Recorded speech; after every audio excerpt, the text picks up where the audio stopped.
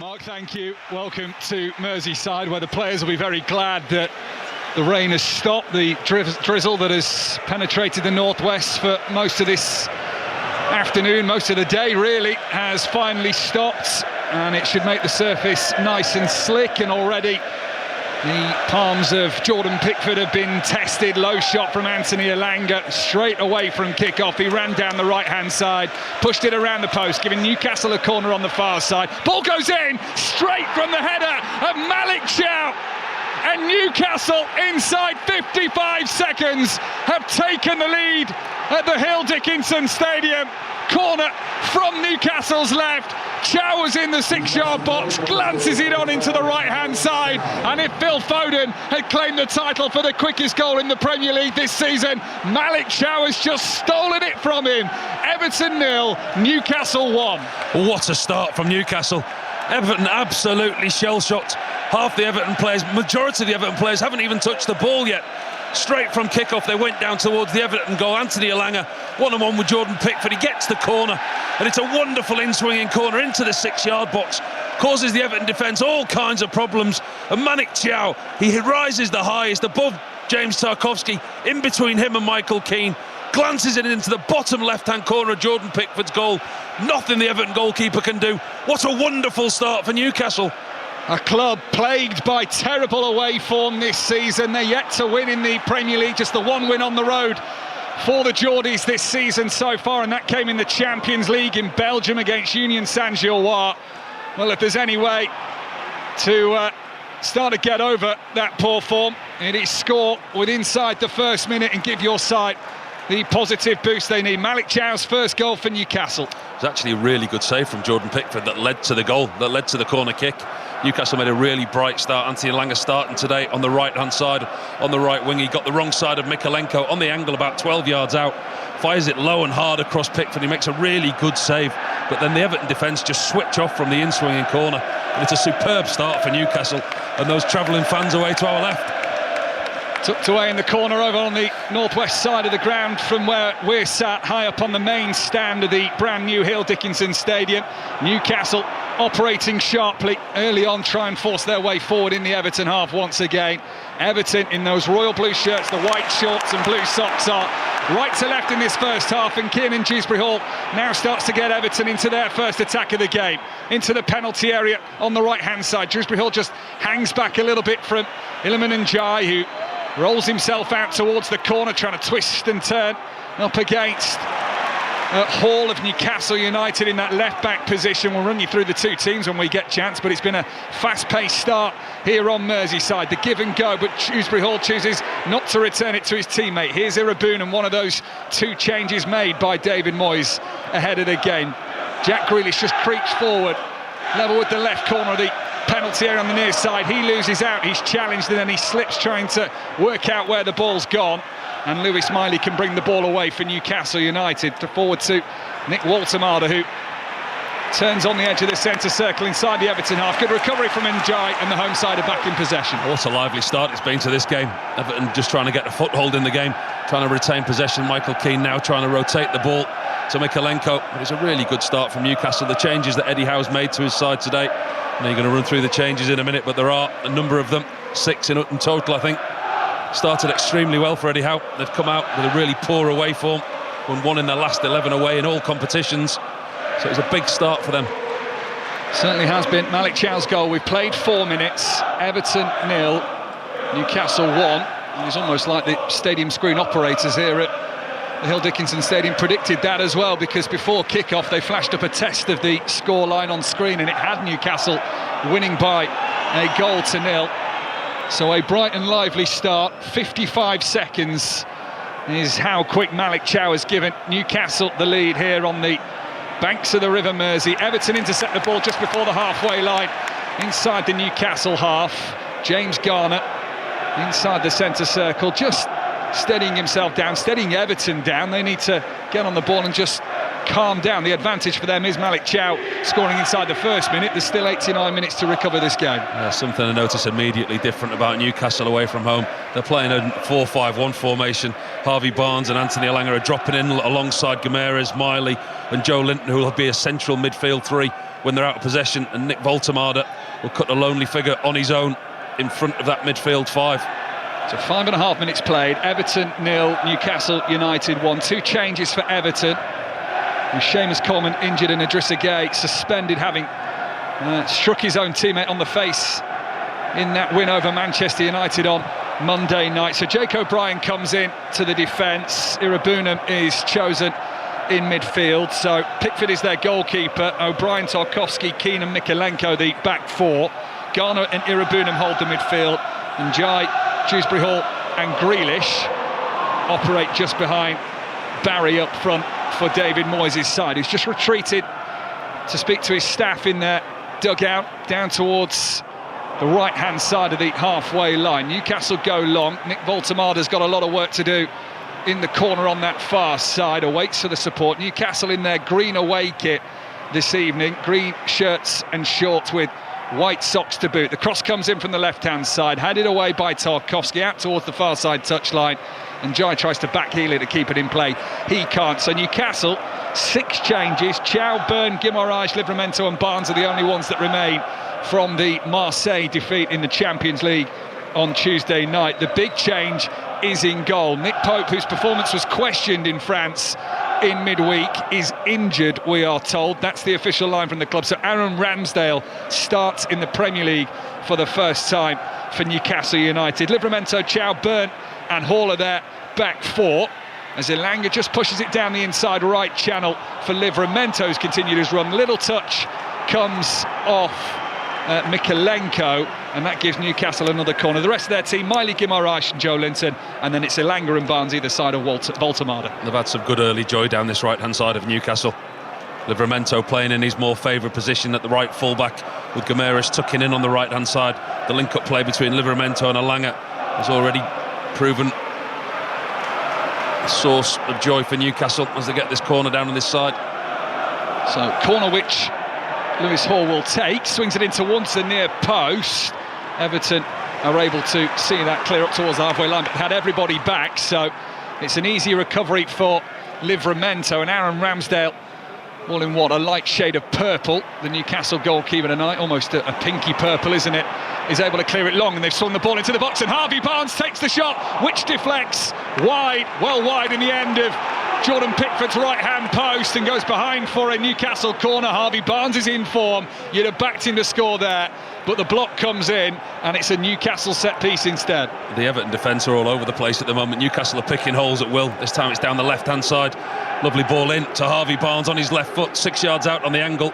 It's Michael Keane who actually gets across and makes a lovely block just in front of Jordan Pickford, because that was heading towards the bottom corner. So Hall goes with the corner again. He's put that right under the crossbar, and Pickford clawed at it. There's a foul given by the referee, Craig Pawson, inside that 6-yard box. Dan Byrne was flying in there. It's gone behind for a goal kick anyway, so Everton can have a momentary relief. 9 minutes played, Everton 0, Newcastle 1. Paul Robinson. Yeah, they're causing problems as well from set plays, Newcastle. You can see it's something that they've clearly worked on. I think there's a weakness there from Everton. Almost everyone piled in the 6-yard box, and it's one of those corners swung in right under the crossbar, right under Jordan Pickford's crossbar. All the bodies pile in. Dan Byrne, I think it is, that clatters everybody, puts about 4 players in the back of the net. Get the free kick in the end, Everton, but Newcastle have been superb from the start. Now it's Everton's turn to try and respond on the right-hand touchline. Midway inside the Newcastle half is Hilleman and Jai. He gets a good cross in towards Barry. Livramento takes no chances, kicks it straight behind for a corner, just beyond the head of Barry. Better from Everton than Jai and Grealish in the wide areas. They've got to look to make the pitch big, get some joy in those wide areas. Everton go quickly with the corner, doesn't work out. They've had to settle for a throw-in instead. So nearly 10 minutes played, Newcastle leading by a goal to nil. First time since 2022 that Everton have come into this fixture above Newcastle in the table. But with Newcastle's lead that they have at the moment, Newcastle leapfrog them and go one place above them. Everton throw from the left-hand side, the near side. It is flicked out by 2 Newcastle heads, bounces once awkwardly. Elanga is trying to get some control on it and set Newcastle on their way. He can't. So Everton playing out towards this near side again. Mikalenko with a floating, hanging ball in, and then Keane deflects. Behind for a corner. Keane met that on the half volley, edge of the penalty area, central, caught it nicely enough, but Newcastle body's in the way, and it's going to be a Toffees corner on the far side. I'll tell you what, that was on its way from Michael Keane. We know he's a good striker of a ball. It's a good diagonal ball, and here's a sentence that you won't hear very often. Tarkowski chests it down in the 18-yard box to Michael Keane, who strikes on the half volley, and it takes a deflection and goes for a corner. The two centre-halves looked like expert centre-forwards at that point. It was a lovely piece of play. Unlikely assist, would have been unlikely goal scorer. Everton corner from the far side, in swinging towards Barry. The header's looping onto the roof of the net. And it will be a goal kick to Newcastle. But that's pleasing to the Everton fans who, despite being sat in their seats, some of them with their arms folded and certainly their bobble hats and scarves on this evening, do give a warm round of applause. Their team fighting to get level. 11 minutes played, Newcastle leading by a goal to nil. And it's a great atmosphere inside the stadium, isn't it? I know we've talked about it a lot on 5 Live this season. Covered a lot of games here, but this is my first visit here, and you cannot help but be impressed. It's a wonderful stadium and a wonderful atmosphere, it really is. They've architecturally done it brilliantly. You've still got the brickwork pattern on the outside, rising up to the roof, which keeps it in the feel of the Liverpool dockyards. It is right on the River Mersey.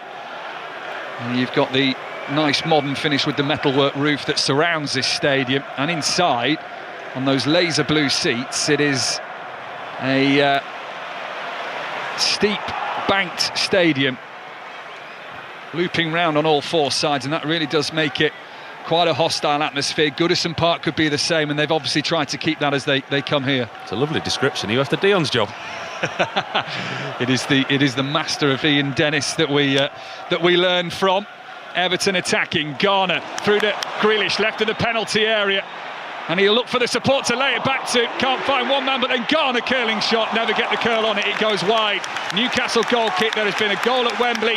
England taking on China, women's international this evening, and Katie Smith can bring us up to date. And it's the European champions that leads the Asian champions. England 1, China 0. It was China who started the brightest, but England starting to find really lovely pockets of space in the last 6 or 7 minutes. Lucy Bronze with the work up the right-hand side. First time she crosses in, scuffed header by Alessia Russo. Second time she tries it, finds the right foot of Beth Mead, tucks it home. England 1, China 0. Katie, thank you. We will keep you up to date with that. You can listen to it on Sports Extra 2 right now. On Sports Extra in around about 15 minutes time or so. Build up and action from Qatar, qualifying for tomorrow's Qatar Grand Prix.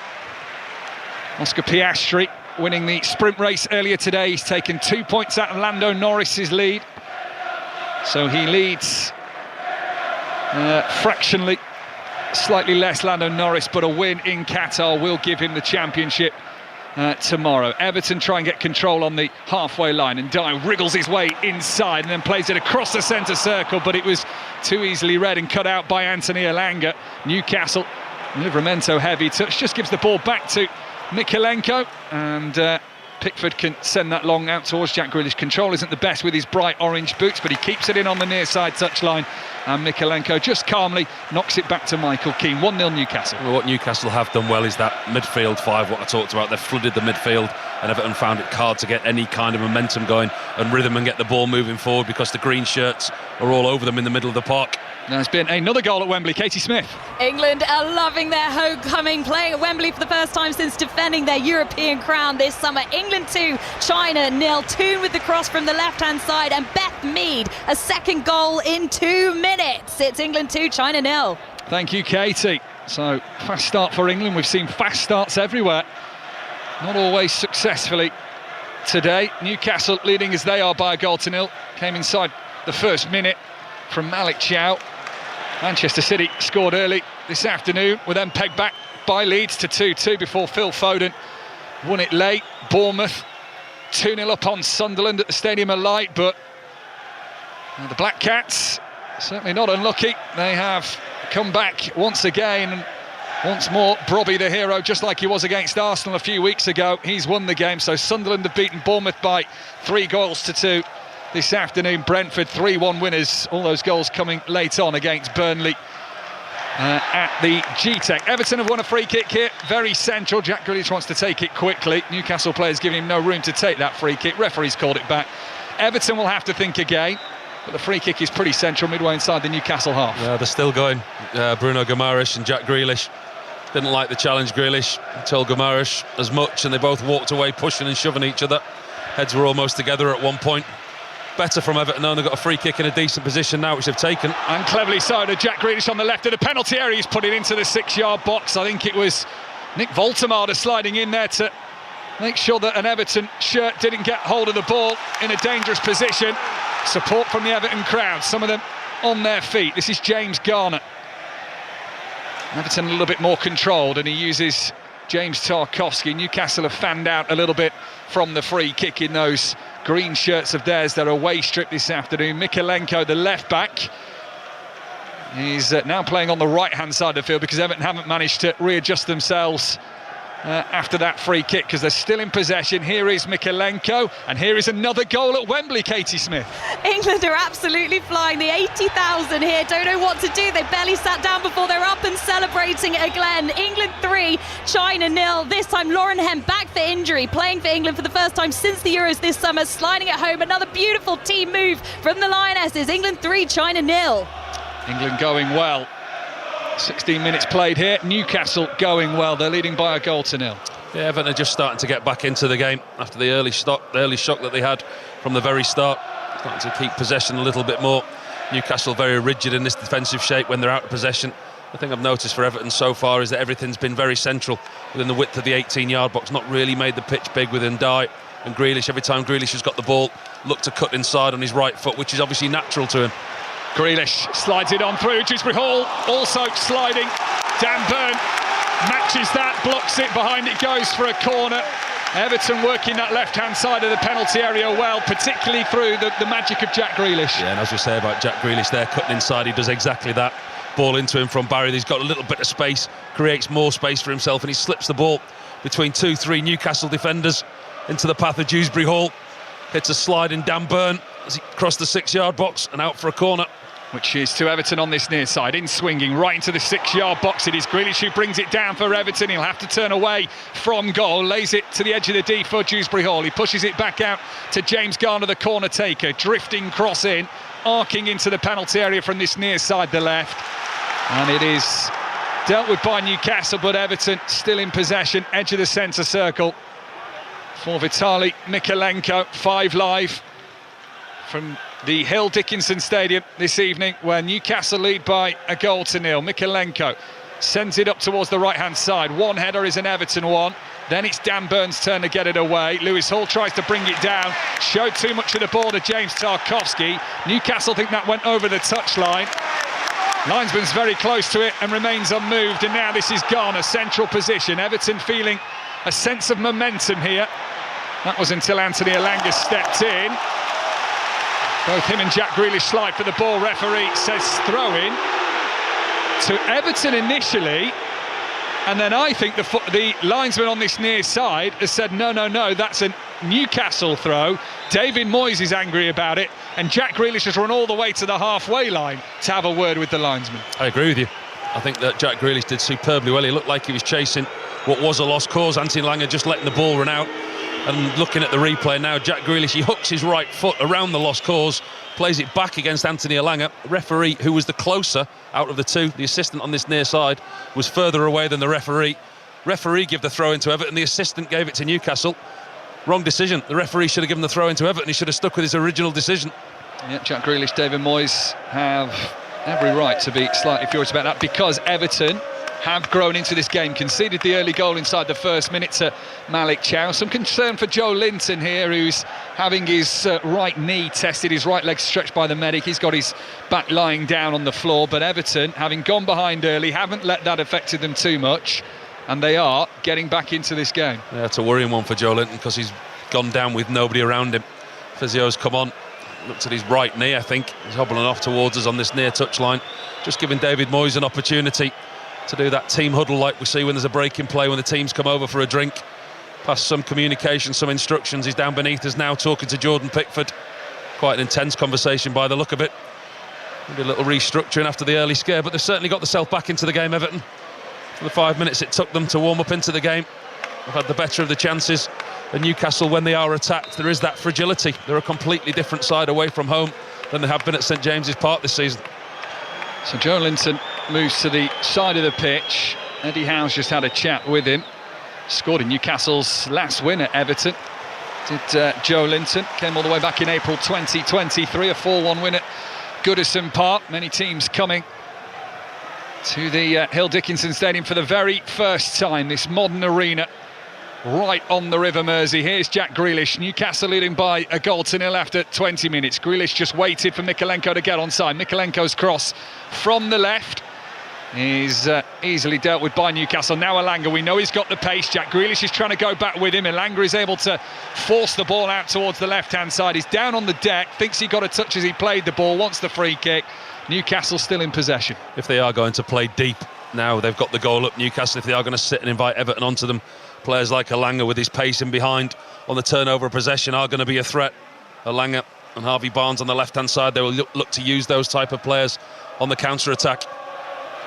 Anthony Elanga yet to score this season since his big money move from Nottingham Forest in the summer. Surprised the amount of changes that Eddie Howe's made from the midweek game, I really am. When you look at players like Fabian Schär, Tonali and Anthony Gordon, those two in particular, who you would expect if they were fully fit would start the game, find themselves sat on the bench today. A number of changes, obviously, including the big change in goal. Well, if it works, he's a genius. If it doesn't work, then I'm sure Chris Sykes, our producer, will be asking many questions to Eddie Howe, not least about Nick Pope's situation with the World Cup draw on Friday. You can hear that on BBC Radio 5 Live. Also watch it on the iPlayer with Kelly Cates. Lovely ball through to Dewsbury Hall, played from the left-hand side. Here's Irabunam, he's trying to take on Dan Burn. He's got round in, and the deflection off Bruno Guimaraes carries it into Aaron Ramsdale's hands. There are appeals from the Everton fans behind that goal, that maybe there was a hand in there from Bruno Guimaraes. We'll wait to check the replays on that one. VAR can, of course, check in the background. For now, play continues, Paul Robinson. I think it was in more hope than expectation from the Everton fans behind the goal. It was a cross like a lifted to the far post. It hit the underneath of Guimaraes' boot and then bounced up. And I'm not so sure there was even any contact with his arm. I think that one will be OK. Yeah, play certainly has continued with the referee not finding a need to stop it. Mykolenko sees that one out for Newcastle throw-in right in front of David Moyes, 10 yards or so inside the Everton half. Home side right to left in the opening 45 minutes. Newcastle from left to right. So the throw-in taken by Livramento on this near side. Back to the goal scorer, Malik Chow. The summer move from AC Milan, and Newcastle play it dangerously across the back, but Miley's there to help them out, and they survive a nervy moment with Everton going for the high press. Now it's Irabunam all over Lewis Miley, flicks it up beautifully, chips it down the right-hand touchline. Livramento controls well. Now Nick Voltemada, who is far back from where he'd want to be, as Newcastle start to look forward here. Haven't really had an attack since they took the lead. They've done what they need to do. They lead Everton by a goal to nil. We're past the midway point of this first half on BBC Radio 5 Live. 23 minutes gone. Newcastle now starting to string passes together. Everton's defence has got to be careful here. Jake O'Brien had to be decisive. Everton looked half asleep there, and O'Brien didn't realise what was behind him and just had to belt it into the south stand away to our right-hand side. Yeah, Lewis Miley finds himself in a lot of space in the middle of the pitch, and he looks to thread a ball in between Michael Keane and Jake O'Brien, the right back. He does that. Jake O'Brien's unaware of the presence, I think, of Harvey Barnes on his left-hand side. Lets the ball run across him and almost sweeps the ball out to play. Last time the corner was out on that far side, Newcastle scored from it. It's Dan Burn who gets the header, but he heads it actually away from goal and up in the air. Newcastle first to the loose ball as it exits the penalty area. Back it goes to Aaron Ramsdale, who's closer to the centre circle than he is to his own box. Elanga, there's been another goal at Wembley, we'll be there in a moment. Here's Elanga cantering towards the right corner of the box. Then he puts a cross in. Heavy touch by Irabunam, I think it was, has given Newcastle the ball back. Barnes tries to square it to Voltemada. There's Livramento, wild shot from him. Then it comes to Miley, and it finds a way through. And Newcastle United have doubled their lead. Maybe they are heading for their first Premier League away win of the season. It is Lewis Miley bouncing the ball down into the ground. And Pickford got a touch, but it wasn't a convincing one. He's got a sarcastic smile on his face like he can't believe it. The Newcastle players mob Lewis Miley, and it is Everton 0, Newcastle 2. Oh, what a defensive mess from an Everton point of view. a number of opportunities to clear the ball. Anthony Elanga again on this right-hand side. The ball goes in. Michael Keane half clears it. Comes back to Livramento. Harvey Barnes keeps the ball alive. And then it's Mikalenko half clears it. It's bobbling around. It's a real mess. And then Livramento strikes it. It looks like it's going out for a goal kick on the far left-hand side. Deflected again back into the middle by Dan Burn. Lewis Miley strikes it with his left foot. It's an awful strike. It's bobbling. He hits it into the ground. Bobbles through bodies, bobbles through Tarkowski and Keane. Jordan Pickford goes to pat it down with two hands. Makes a real mess of it, the England goalkeeper. He actually pats it on his palms between his own legs. Everton defensively are an absolute shambles at the moment. That is a goal that none of the Everton defenders nor goalkeeper will want to see again. David Moyes down beneath us on the monitors, got a face like thunder. Jordan Pickford's made a real mess of that, he really has. Stands with his hands on his hips. James Tarkowski, I think, was asking questions of the England #1 goalkeeper. We go back to that World Cup draw, we go back to the talking point with the Newcastle United goalkeepers today. Nick Pope injured and Aaron Ramsdale's chance to impress. So Thomas Tuchel, watching on, will have 3 goalkeepers that he might have been expecting to have a look at this evening. And in fact, it's his #1 that's got some questionable goalkeeping errors to his name tonight. Listen, it was a poor mistake from the goalkeeper. He should have done better. But there's no conversation about his England #1 spot for me. You look at his record: 81 caps, 71 of them competitive caps, 26 in major tournaments, 26 in qualifiers. Nobody more qualified to do that job. Yes, that was a mistake, but his England jersey is not under threat. There's Barnes, left corner of the penalty area. We'll get to Wembley in a minute, where there's been another goal, but Newcastle on the attack again, leading as they are by 2-0. They've had effectively 2 efforts at Jordan Pickford's goal, and they've scored them both so far. Joe Linton back to the halfway line. We'll go back to Wembley, Katie. Where it is now England 4, China 0. England in party mode. China have been poor this time. Lauren Hemp winning the ball over on the far left-hand side, crosses it in from the byline, palmed away by keeper Pan, but into the path of Georgia Stanway, who slams it in at the far post. England 4, China 0. Thank you, Katie. That's available for you now on Sports Extra 2. If you get the BBC Sounds app, you can flick across the dial. And you'll get 5 Live, you'll get Sports Extra, and then these 2 other streaming platforms are Sports Extra 2 and 3. And when there's live sport, that is often where you can find it as well. For example, tomorrow, West Ham Liverpool is at 2 o'clock on BBC Radio 5 Live on Sports Extra 2. It'll be Nottingham Forest against Brighton on Sports Extra 3, the West Midlands derby between Aston Villa and Wolves. More live football than ever before on BBC Sounds, so make sure you've got the app. Here come Newcastle United with Lewis Hall having a go, left-footed, the left back getting forward, left of the D, and his shot takes a deflection and goes out for a Newcastle corner, far side. That was the 2 fullbacks combining, and he's really unlucky there, Lewis Hall. Looking at the replay, it's the top of the crossbar. Michael Keane and James Tarkowski having words with each other. The Everton defence, all at sea, they really are. They lose possession, and on the turnover possession, Newcastle are extremely quick, and it's Livramento who plays the ball to Lewis Hall on his left foot. He takes a deflection off Michael Keane, loops up and over Jordan Pickford. He's beaten again, the Everton goalkeeper, hits the crossbar and goes out for another corner. Offensively, Everton have been okay, but defensively, they've been awful. Approaching the half-hour mark, Newcastle corner far side, in swinging. It is the head of O'Brien, and there was pushing and shoving in there anyway, so it has been given as an Everton free kick inside their own penalty area. I don't think David Moyes would have seen this coming today from his team. I mean, you look at the win last time out against Manchester United, clean sheet. A win last time they were here, 2-0 against Fulham, a clean sheet. Looking for the 3rd clean sheet in a row, and they're already 2 down with only 30 minutes played, but obviously avoidable goals as well. You know, the set play, very, very avoidable. Free header inside the 6-yard box, and then the second goal there. So far too many mistakes and far too many opportunities for Everton to actually clear the danger. And if they are to get anything today, they're going to have to do it the hard way now. Well, Everton came into this game having their best start to a season after 12 games for 4 years, when Carlo Ancelotti was the manager.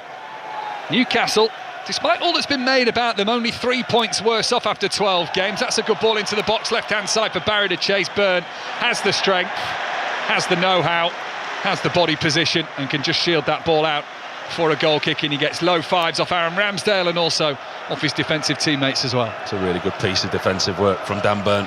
Ball slipped down the side of him, he's kind of out of position, very quickly alters his position, gets back goal side, doesn't have to do much, he just ushers Barry out of play. It's a heavy first touch from Barry with his left foot. Dan Burn just steps across him, puts his left arm and shoulder out and says, no, not today. So half an hour played, 5 live, Everton 0, Newcastle 2.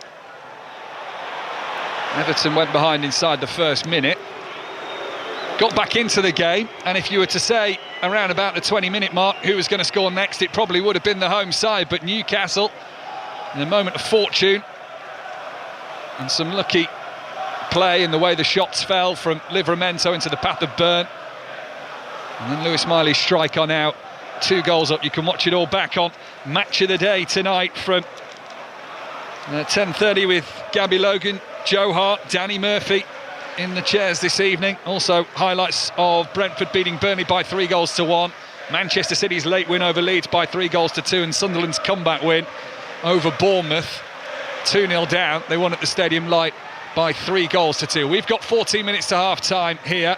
Everton trailing by 2-0. Mikalenko back to the halfway line for Michael Keane. We normally have a conversation about who's going to be last on Match of the Day, don't we? We see which game's going to be the last pick. Tonight there's a race to be the first. I mean, there's been some incredible games today, and this one's by far from over. And we're not done yet in Premier League terms. We'll have reports later from the Tottenham Hotspur Stadium when Spurs host Fulham from 8 o'clock. We'll bring you team news. Here's Everton's chance to get back in the game, or at least it was. Barry down the middle, it hit the back of his heel, not the front of his heel, and the ball goes the wrong direction, and Everton lose a promising bit of attacking play, and now it's Newcastle's turn. Down the far side left to try and get themselves up the field. Here's Harvey Barnes, uses Hall as an outlet. He just flicks it with the outside of his boot to Joe Linton. Hall again, now he's lost it. Showed far too much to Iliman Ndiaye. He missed his footing a little bit, and now Ndiaye can try and give it to Kiernan Dewsbury-Hall on the right-hand side, who's got 2 Newcastle players around him, yet with a little swivel can get away from those. Now Jack Grealish. David Moyes wants to see Grealish add goals to his games, but he'll be happy trying to assist them if he can. Foot race between Burn and Grealish out towards the right-hand side. Everton weren't on the same page there as the ball was played out to a flat-footed and almost stalled Jack Grealish, and Newcastle have a reprieve once again. He'd stopped his run, Jack Grealish. It was a good little interchange between Garner and Ndiaye. Ndiaye looked for Jack Grealish. He thought that he continued his run on the outside. He hadn't. He'd looked to stay and try and regain possession. Maybe not as quick as Everton wanted to be. It's a little bit clunky, isn't it, from Everton? They've not really managed to get anything going.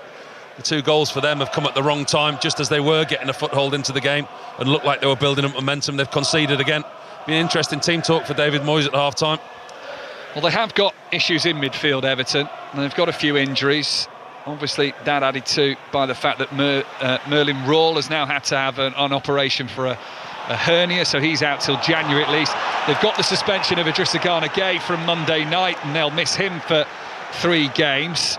So is it Everton's midfield that's letting them down in this game?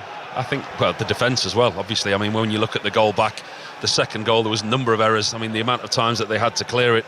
I think Michael Keane, and on this right-hand side, Anthony Elanga has clearly got the beating of Mikalenko, got the ball far too easily into the box, rebounded back to Harvey Barnes. I just think it's the number of opportunities that Everton had to clear it, and then the mess that they found themselves in, and then Jordan Pickford doing what he did.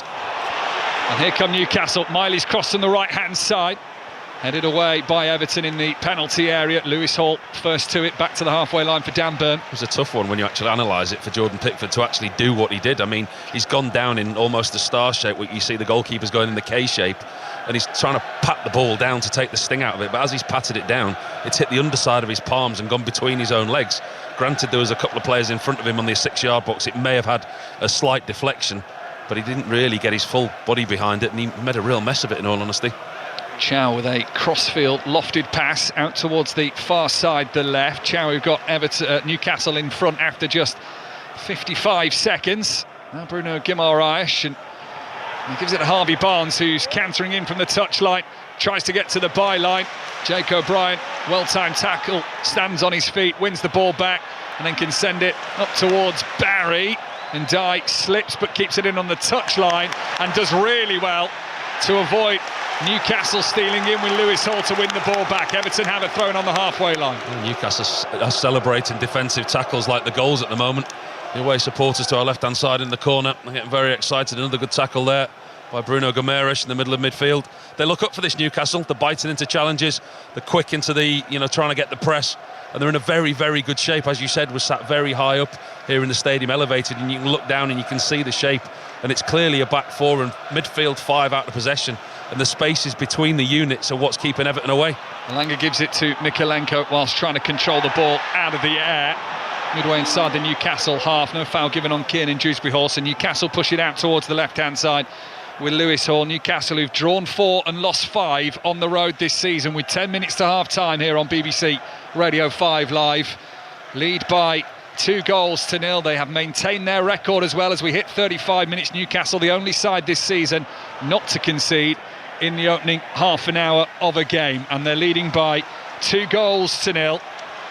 Malik Chow and Lewis Miley, perhaps the two unlikely goal scorers. Lots made of Lewis Miley from Newcastle fans on social media. Eddie Howe stuck by him, and he has certainly quietened a few critics with his goal tonight that has Newcastle 2 goals to the good. Jack Grealish left-hand side, back to Mykolenko, and back to Michael Keane just inside his own half. I think you forget Lewis Miley's still only 19 years of age, an academy product, doing extremely well. I saw him play in the England under-21s at Birmingham on a Friday night a couple of weeks ago. He's an integral part of what they're doing at the moment. The new development under Lee Carsley, and I think he's going to have a big role to play at this club for a long time. And as I say, you forget, still only 19 years of age, starting Premier League games regularly.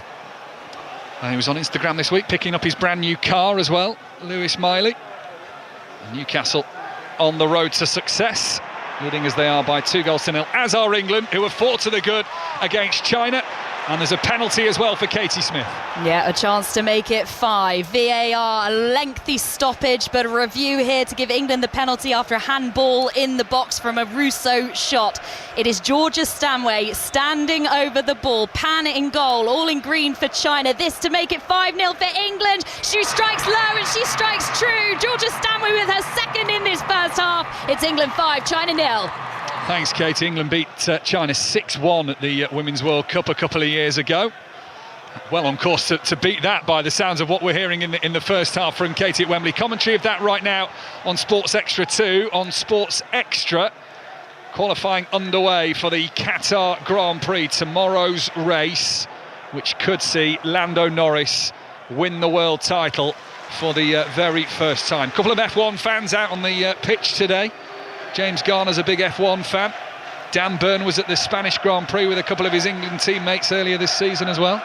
Qatar this week, and then Abu Dhabi, is it, next week? Straight after. Still all to play for? 2 shots for Lando Norris to win the title, or maybe 2 shots for Oscar Piastri or Max Verstappen as well. That's if they're not disqualified. It's a touchy subject with McLaren, that one, I think. It's just opened up the World Championship and added a little bit more drama. Max Verstappen in the hunt for his 5th world title. Everton 0, Newcastle 2. I think either of these two might be going for the Premier League title this season, but both want to be looking in the top half of the table. 3 points this evening would certainly be doing that. And Newcastle on course, leading as they are by 2-0.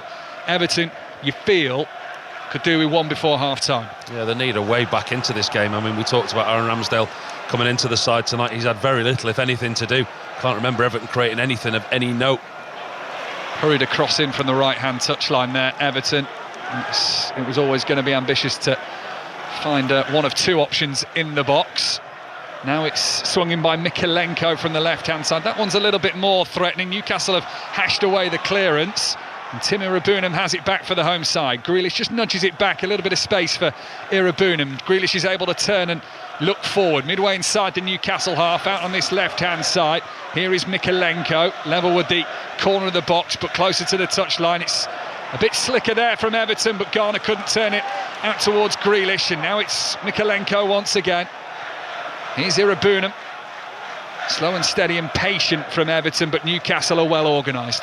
Very well organised in a new, with the changes, the newish shape that they're playing within the midfield, and actually not many days since the Marseille game for Eddie Howe to work on this. That's probably the most impressive thing, the lack of time that they've had on the training ground, the amount of games that players have now. There's more focus on recovery and preparation rather than, looking forward to the next game and doing tactical work on the pitch. Mykolenko, Irabunam. Everton in possession, but they're not worrying the Newcastle penalty area at the minute. It's all happening on the edge of the Geordie's defensive third, but nothing more than that as they try and play it down the left-hand touchline. Mikalenko's pass is blocked off by Tino Livramento. That's the little cue for a few Everton fans to go for a half-time refreshment. Will they stop on the stairs? There's maybe half a chance. Barnes, though, gets there before and Dyer can hack it away and then goes chasing out for it by the touchline to hopefully release himself, and the ball on that far side, he can't, he's stopped. Brilliant defensive work from James Tarkowski sliding in. It'll be a Newcastle throw midway inside their own half. Well, he had to get that right, James Tarkowski, because if Harvey Barnes had just nicked that over him, he was sliding off the pitch and Harvey Barnes was away. I mean, he had half the length of the pitch still to go. Could have been a nasty challenge, or he could have got caught out, Tarkowski. Good piece of defending from the central defender. Half-time, we'll be hearing from Ruben Diaz after Manchester City won it late against Leeds, and be interesting to hear what Daniel Farke has to say. We'll hear from him as well. His side down and out at the break by all accounts. Passive, I think, was the word from Ian Dennis and Chris Sutton at half-time. And they came back 2-2 before Phil Foden won it late. Yeah, I thought he was banging the pressure this week, Daniel Farke, but his side have produced a performance that would suggest he's not lost them. Langer cut off by Mikalenko towards the Everton penalty area. It came from a nice back heel, whether he meant it or not, from Nick Voltemade. Not too sure he knew where the ball was or where his teammates were, but it did work for Elanga. Newcastle now have it on the far side left. 3.5 minutes to the break, leading as they are by 2-0.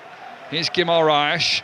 Now Miley out towards the left touchline. Jacob Bryant just almost in that crouching position, tries to shield him, but then Hall's managed to break free on the left-hand side. Looks for Voltemade in the 6-yard box. That's blocked by a host of blue shirts of Everton players. Now it comes to Guimaraes. She's sending it out towards Elanga. Voltemade gets his head on it. Everton fans a little panicked here by just how promising Newcastle look. Livramento, Elanga, short pass along the turf to Guimaraes, who was able to turn 180 and face infield, has Dewsbury Hall stride for stride with him. Now Elanga and Livramento combine, back with Elanga. Livramento just stood off the ball and provided a distraction. Newcastle have a throw. They're getting a lot of joy, Newcastle, when they go forward. You just can't help believe that if they just play with that more belief and confidence in the final third, you can see this Everton defence creaking. Lewis Hall's been a constant threat down the left-hand side, cutting inside. That time he gets an opportunity to run into the 18-yard box. Michael Keane knows that he can't touch him. Comes to nothing in the end, but again, the ball's rotated out. Elanga on this right-hand side. You just feel in the wide areas, Newcastle have got the pace and the beating of this Everton defence. Which is ironic, really, because it was Eddie Howe giving the praise to David Moyes and Everton for their wide play this season. Newcastle can't work the throw-in. Jordan Pickford bowls the ball underarm towards the right-hand side. Everton in their blue shirts, right to left, as the first half has just a couple of minutes to run. Can't imagine there'll be too much added time either. Feels quite mild inside the stadium this evening. The drizzle has just started to fall again. The floodlights create a little haze on these winter evenings. Plenty of fans heading for the concourses as Everton come down the right. It's an early cross again from Ndiaye. Didn't really get off the ground and was blocked at source by Lewis Hall. You say about Eddie Howe conscious of Everton's threat in the wide areas, and that's probably one of the reasons that he's actually played with that midfield five when they're out of possession. Normally we see Newcastle in quite an obvious 4-3-3, but with Guimaraes, Miley and Joe Linton, when they're out of possession, they go narrow. Barnes and Elanga tuck in, and when they break, they've got the power and the pace in the wide areas to not allow the Everton wide players any joy going forward. It pushes them back in the other direction. Jake O'Brien, long throw, headed out of the box by Malik Chow. Garner steps in. Everton have won it back, and Jai pushes it to the right-hand side. It'll be Jake O'Brien's cross that deflects up into the air, and Aaron Ramsdale makes a good call. The ball was in the air for a while, but he caught it with two hands and can get Newcastle looking forward again. Not been troubled at all, Aaron Ramsdale. What he has had to do is look confident and comfortable. Another easy cross for him to deal with. And Elanga gets round Irabunam. Misses Voltemade, lifts it over Pickford and into the back of the net. What an away performance this is from Newcastle United. Their fans go berserk in the northwest corner from where we're sat.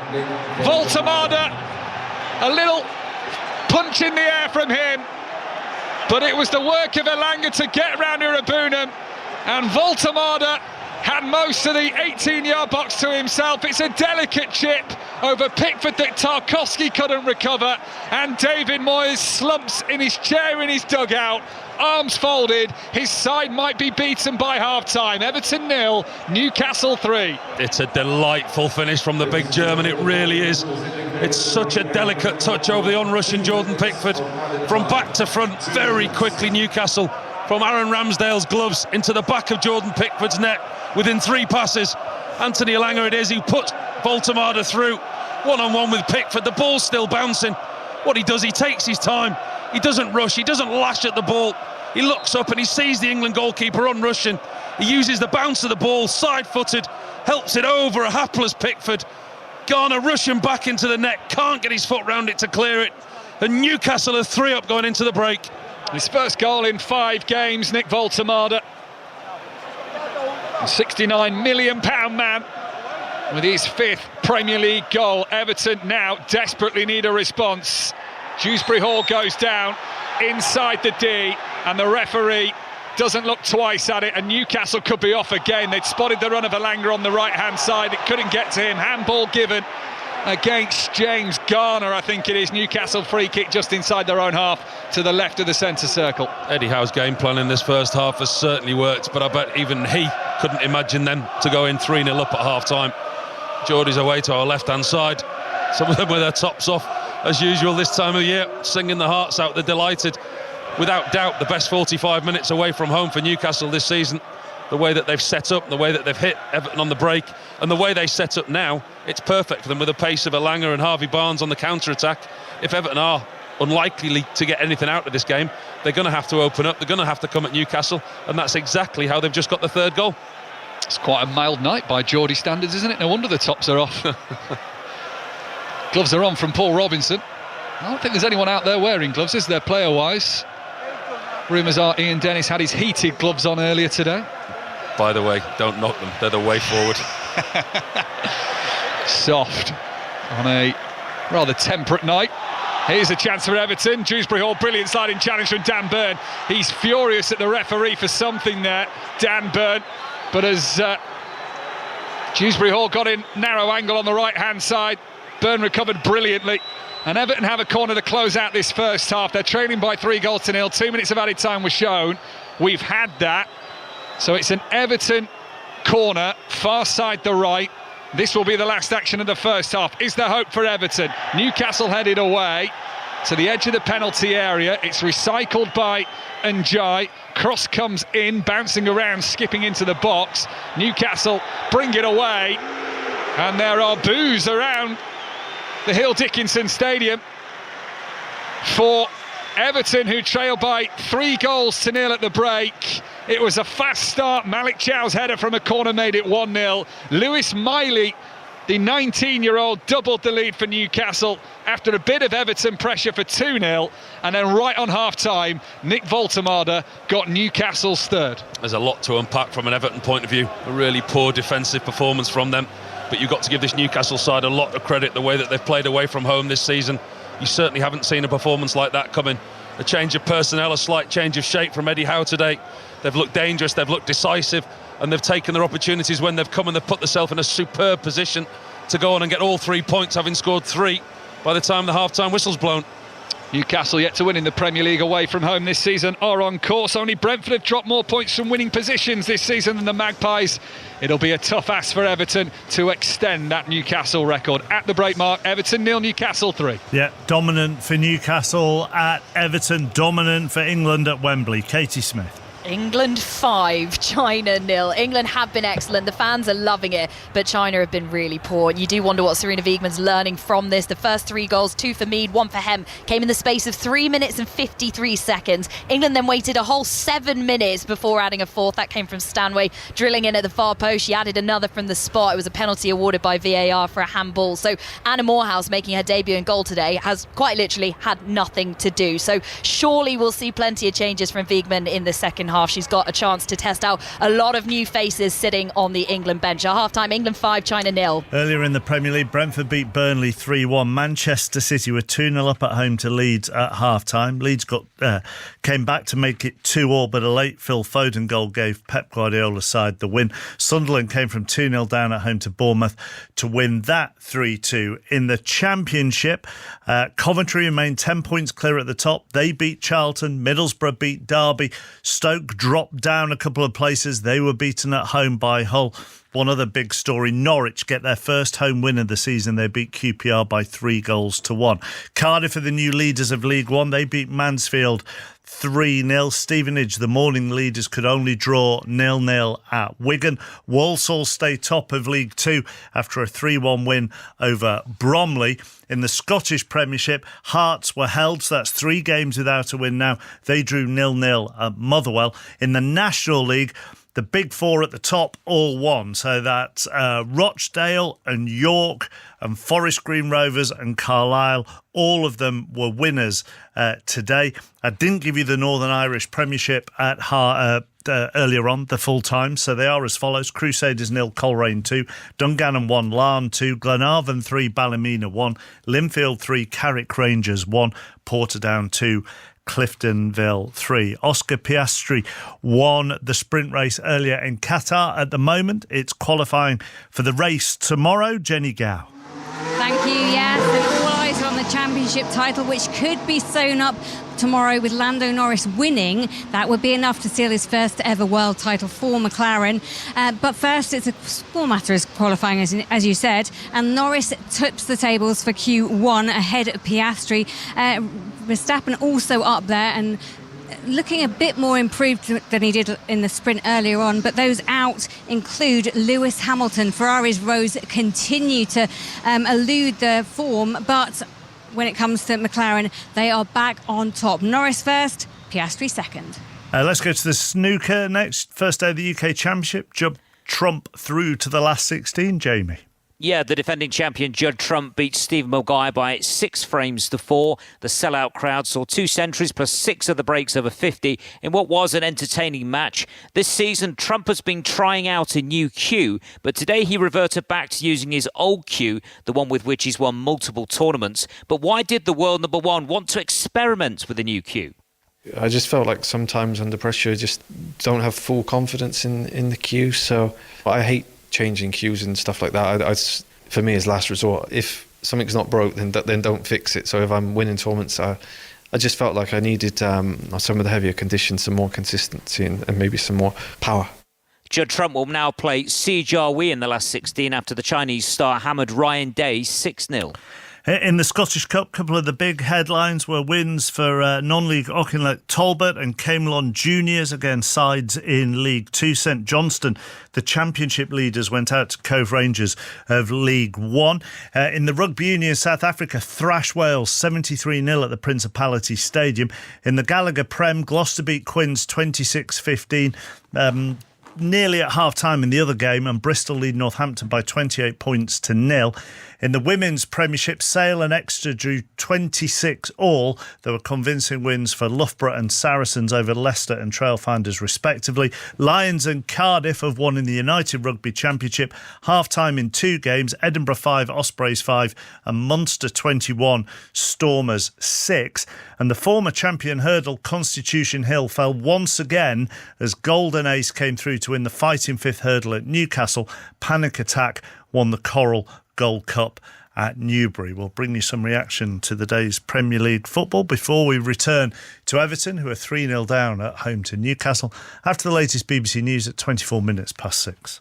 The voice of the UK. This is BBC Radio 5 Live. The award-winning playwright Sir Tom Stoppard has died at the age of 88. His family says he died peacefully at home in Dorset.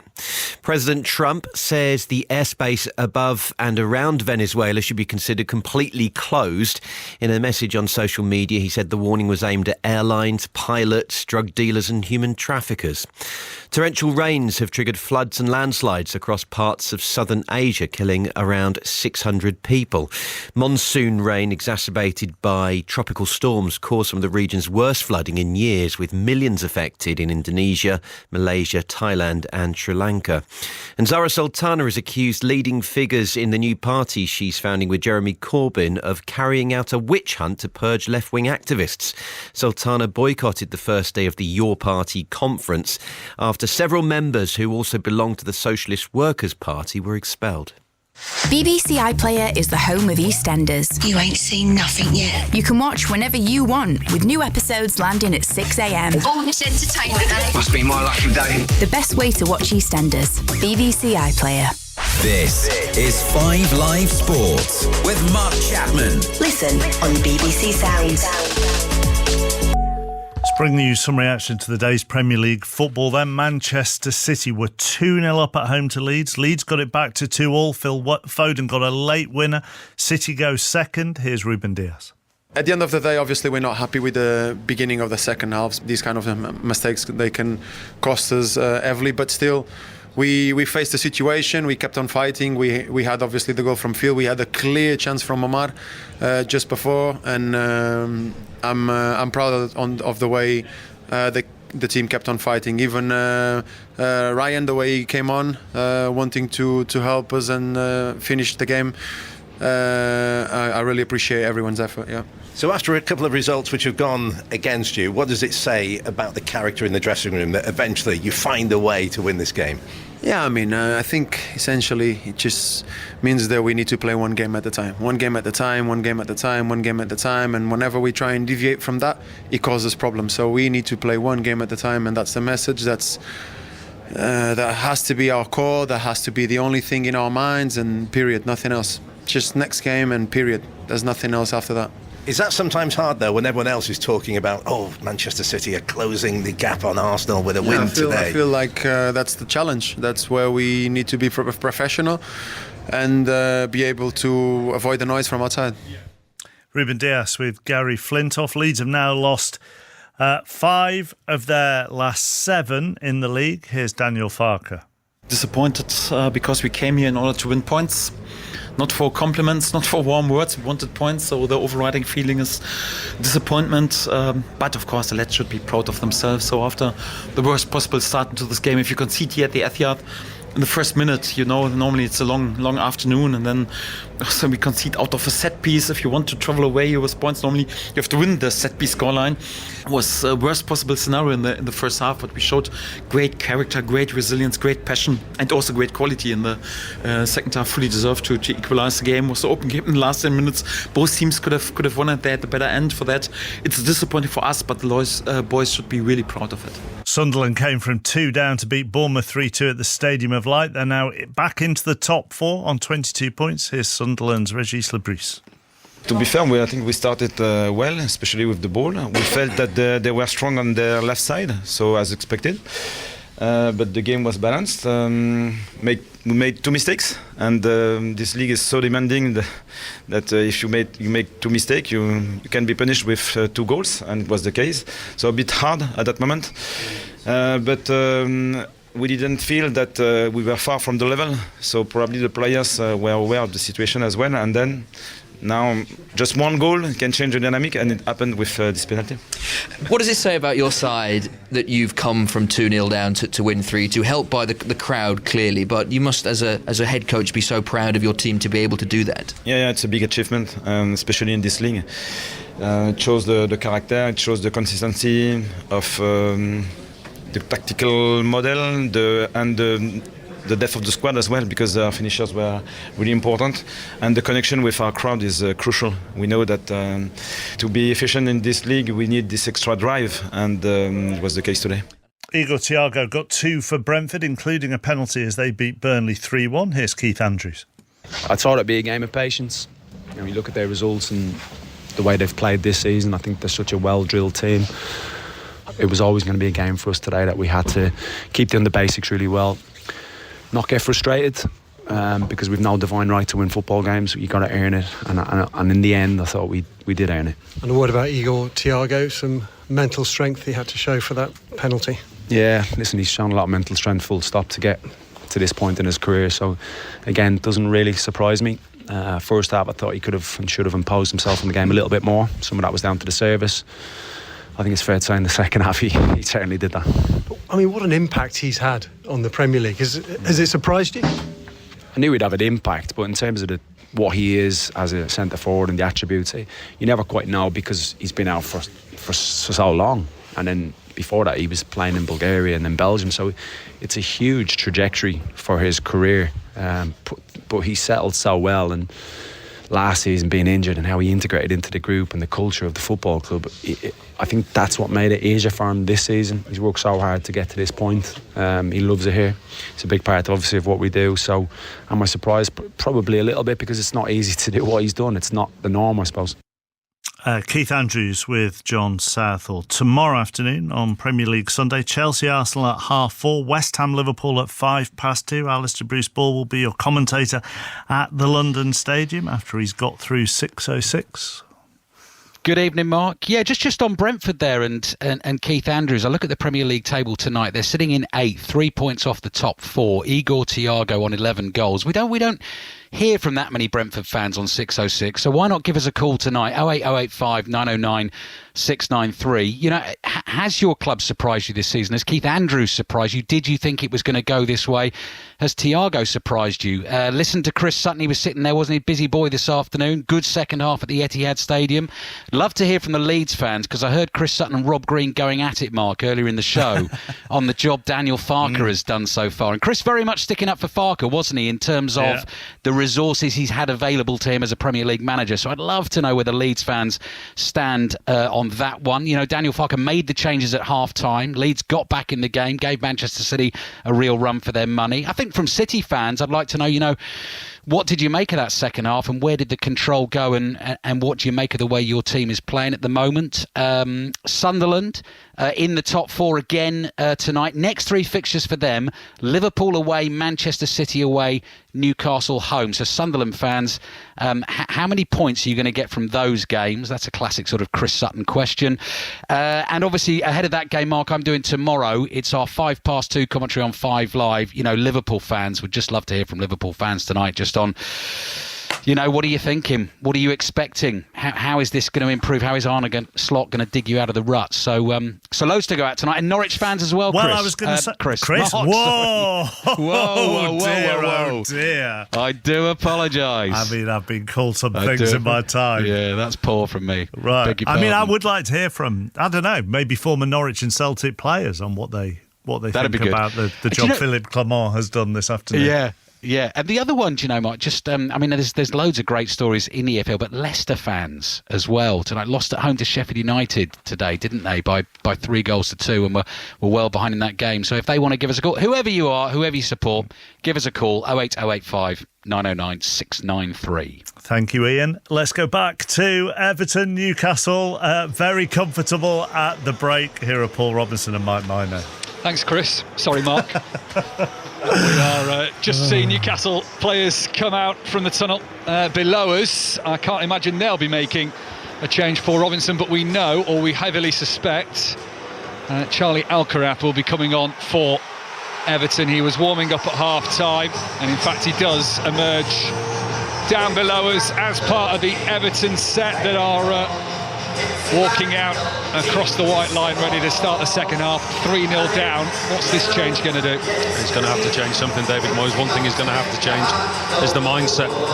3-0 down, they're going to have to find something. They need an early goal, try and get themselves back into this game somehow. The ball's just gone up. It's Irabunam who's gone off. Almost a like-for-like substitution, but Alcaraz will offer more going forward, I think. So it'll be Garner out the midfield that sits, and Alcaraz will be allowed to join in higher up. Dewsbury Hall, Grealish and Ndiaye. They need to find something, Everton. They need to find it quickly. Well, he turns 23 tomorrow. This is Charlie Alcaraz. Summer signing, permanent deal after being on loan from Flamengo in the second half of last season. That reminds me that the Copa Libertadores final is on the BBC iPlayer this evening, which you can watch. The South American Champions League final. As we prepare for kick-off in the second half, then with Newcastle, 3 goals to the good. Goals from Chow, from Miley and from Voltemada. In a first half that started quickly for Newcastle, they got the goal on 52 seconds through Malik Chow. Then Everton grew back into the game, but effectively with Newcastle's second attack, they got the second goal, and that really deflated the Everton team and the Everton crowd that aren't exactly rushing back to their seats for the start of the second half. No, this wonderful new stadium, we're getting to see quite a lot of the blue seats at the moment. I mean, there was an early exodus at half-time, wasn't there? And they're certainly not rushing back to the seats in front of us. Very difficult for the team 3-0 down. I, for one, probably them included, didn't expect the team to be getting beat in the way that they have at this point today. Normally defensively under David Moyes, difficult to pick gaps. That's one thing they are. They're a tight unit. If they do concede, it's very rarely a lot. I know they lost here 3-0 to Tottenham, but you look at the other games, they're always tight games when David Moyes is involved. Played 14 all competitions and got 5 clean sheets.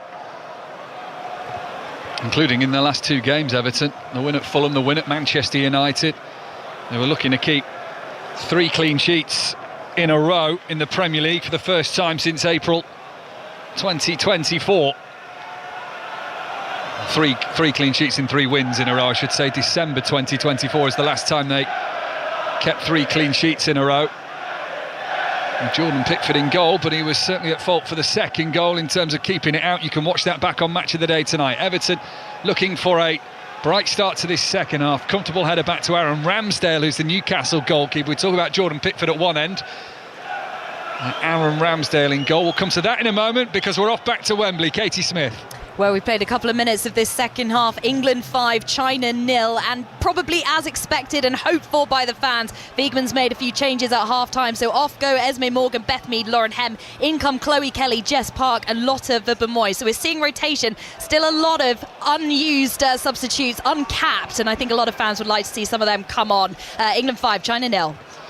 Thank you, Katie. So that's on Sports Extra 2 with commentary right now. Over on Sports Extra, you've got qualifying for the Qatar Grand Prix. I can tell you that Lewis Hamilton out in Q1 again. It has been a miserable month or so for Lewis Hamilton in the Ferrari. As if you can have so many problems with a Ferrari. You'd know about that, would you? Big problems to have that, isn't it? Oh no, my Ferrari's not working. First world problems is and die for Everton. I'll run you through the 2 teams when we get chance in a moment. 3 minutes gone in the second half. Everton trailing by 3-0. Here is Garner out towards the near side touchline. Everton in their blue shirts, white shorts, blue socks are now left to right attacking the south stand, which is kind of designed to look like a single tier rising steeply. It is got a little slight separation about halfway up, but an impressive architectural feature of this new stadium that can be noisy when Everton are going well. Certainly the PA system had us deafened pre-kick-off. It has gone very quiet in and around the Hill Dickinson Stadium in this second half. Still so many blue seats on show, particularly in the home end. Newcastle end in the northwest corner. There's a little bit more hard to find the seats, and they are applauding their team who've won a throw in midway inside the Everton half. Newcastle in their green shirts, green shorts and white socks are left to right, leading as they are by 3-0. Everton, Pickford in goal. O'Brien, Tarkowski, Keenan, Mikolenko at the back 4. Garner is holding the midfield. Alcaraz on for Irabunam at half-time, and Dye, Dewsbury Hall and Grealish behind Tierno Barry up front. As for Newcastle, Ramsdale is their goalkeeper. Nick Pope injured is the line from the club this evening. Livramento, Chow, Byrne and Hall the back 4. Miley, Guimaraes and Joe Linton in midfield. Elanga and Barnes either side of Nick Voltemada up front, and Guimaraes has used a lovely bit of skill to almost flick the ball with the heel of his boot to Joe Linton. He sends it on the Hall. This is Barnes with a cross standing up towards the back post. Elanga tries to get there, so does Joe Linton. Michael Keane hacks it high into the night sky above the Merseyside Stadium, and Everton have survived that Newcastle attack again. They don't attack often, Newcastle, but when they do, they look threatening. Last gasp defending again from Everton, Michael Keane it was that time, swinging a left foot at it, clearing it away from Jordan Pickford's goalmouth. Poor defending all afternoon, all evening, sorry, from Everton. Newcastle, you can see what they're going to do in this very early stage of the second half. They're quite happy to sit back and allow Everton possession so long as it's in front of them. They've got the back 4, the midfield, and Voltemada as the isolated striker. sit together, sit tight as a unit, but they know on the break, as they had then in Elanga, they've got the pace on the right-hand side, and it's all about managing their way through this second half, Newcastle. Everton need a goal. I mean, if they need to change the atmosphere here, they need to change the mindset, because at the moment they're struggling. They get one, there might be a renewed sense of belief, but for now, they are heading for their second defeat in the Premier League at their new stadium, having left Goodison Park. Still tributes to Goodison Park. I noticed the LED boards and a kick-off kind of created this metal pole and stanchion effect to kind of give you that old Goodison Park feeling. That's a lovely ball through to Barry, who just takes a touch onto his right boot, edge of the D, lays it off for and dies. He got a route through the goal, he curls his shot on target. Ramsdale saw that all the way, goes to the ground on his knees and clutches the ball at his chest. But it is positive from Everton. 6 minutes in the second half, they trail 3-0. Barry's had very little involvement this game. I mean, his touches have been minimal, but every time the ball's come near him, he's looked like he's going to fall over. He looks like he's going to slip. I don't know what boots he's got on, but David Moyes is down there, he's talking to his kit man, because every time that Barry touches the ball, he looks like he's walking on glass. He looks like he's going to slip at any time.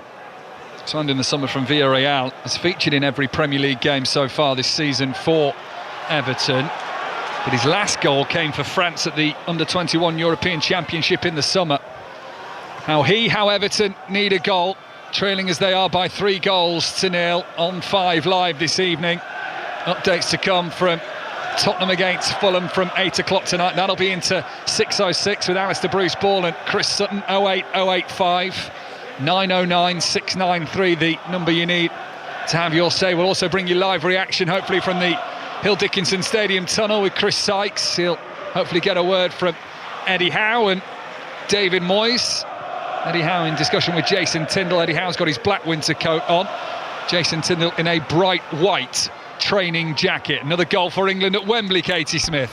Yeah, we played less than 10 minutes in this second half. It's a 6th for England, a hat-trick for Georgia Stanway. England 6, China 0. Another really well-worked team goal from the Lionesses, played through the centre. Loads of 1-2 passes, intricate little touches, finished off by the Bayern Munich player. England 6, China 0.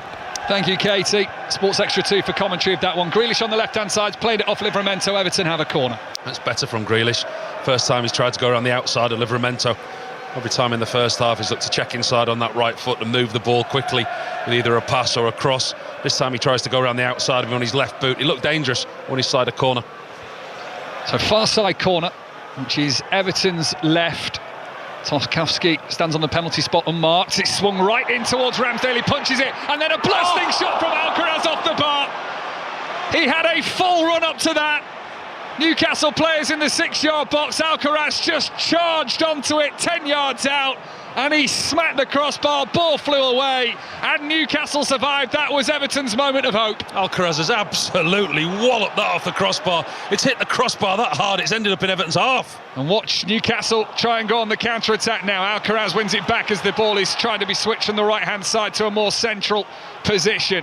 That was a big moment for Everton, and it is the bar that saves Newcastle from conceding in this second half. 8.5 minutes played, Newcastle lead 3-0. It was a really good delivery on the far side from Everton, in-swinging corner. It went on to Aaron Ramsdale's goalmouth at like shoulder height. Aaron Ramsdale had to dive towards his near post, clawed it out with 2 hands, missed everybody in his 6-yard box, and it was rolling really nicely for Alcaraz, bobbling just after the penalty spot.